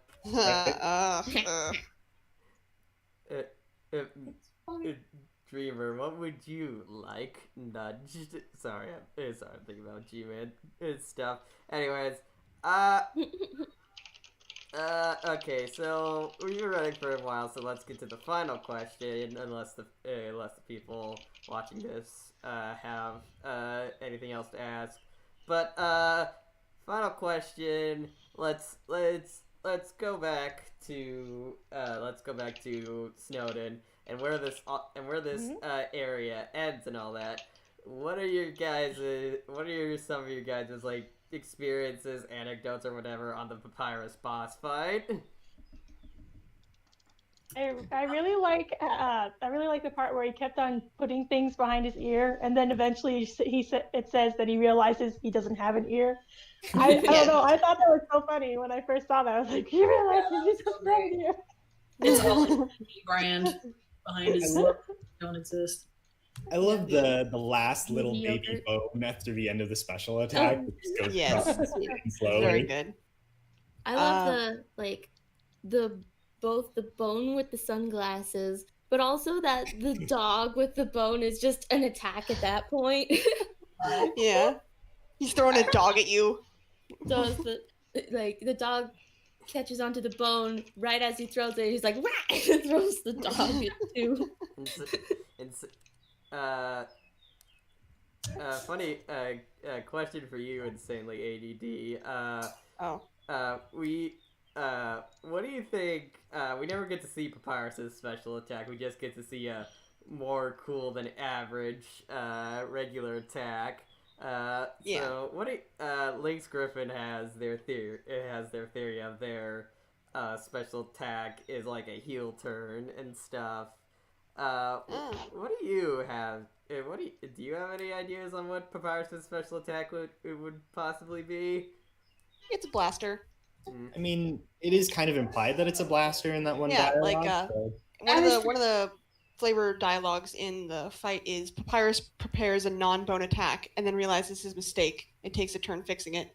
And another thing is like when you fight him in the General Run, you know, when you don't fight him, I mean, when you like spare him at that point in the General Run and you do the hangout with him, he mentions that he was going to use his special attack and that you surely would have been blasted, which not only implies that he has a blaster, but if the dog didn't steal it, like the dog does at every single route, that he would have used it on you. Yeah. That's kind of the dog steal a blaster. I just want to picture that for a moment. Like it's a helmet now. I think our Handplates author makes it so that they're just Gaster blasters with googly eyes. I think that's funny. Oh yeah. I do like the ones in Unexpected Guests, which are kind of their Oh own. yeah, I love A Sam's. little bit sillier, but yeah. Sam's my friend, and like they drew this cute comic for me for my birthday where Skele-bros summons a little itty bitty blaster, and it's like, oh no, it's so cute. Oh. Just a fun design to play with. Yeah. Oh, Tevin Daniels actually has a question for Gonerboy and Star, the creators of Delta Experiment.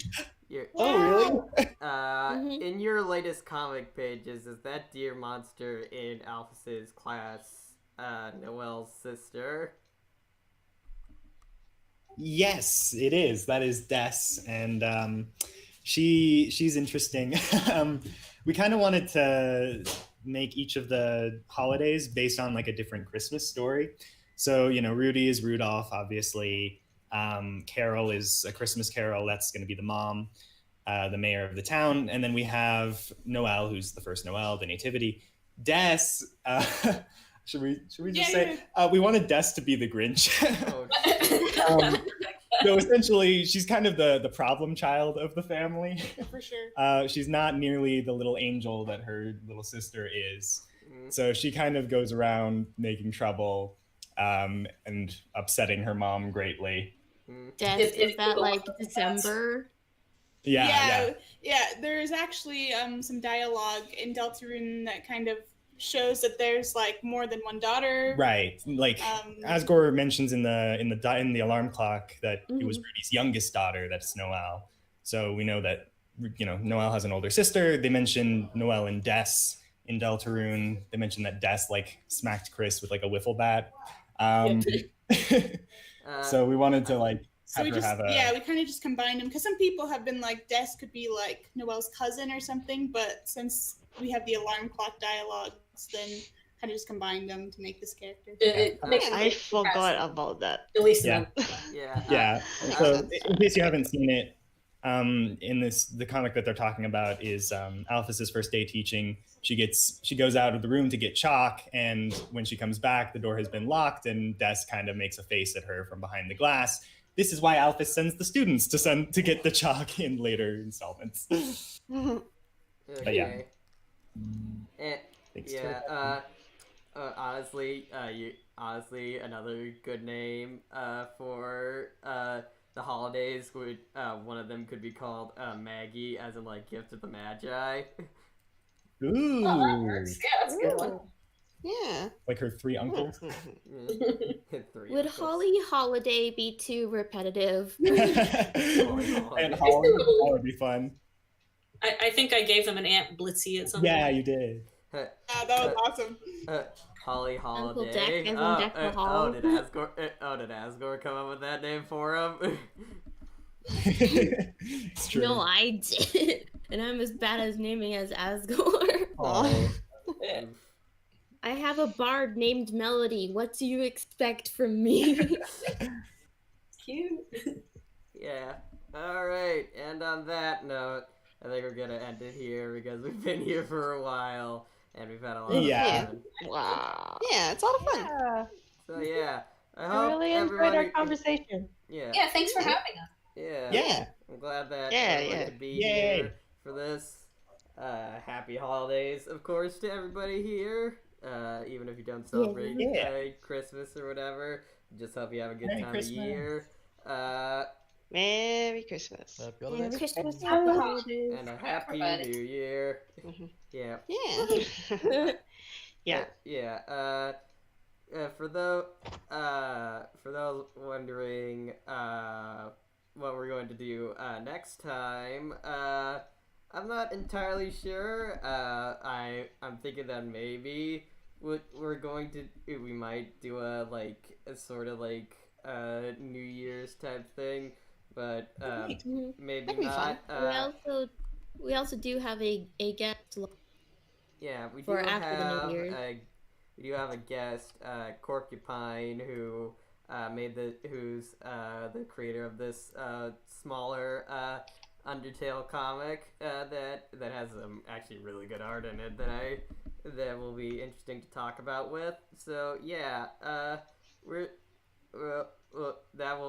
that if it's not the New Year's episode, most likely gonna be that, and it's probably gonna be in January. So January like 6th or 7th. So yeah. I hope all of you have enjoyed your time here. For those watching and those who are and for those who are, of course, here in the call with me. So Yeah. Good. so yeah, so yeah. Good night, happy holidays, Merry Christmas, New Year's, Happy Hanukkah, whatever. So yeah, The whole show. yeah.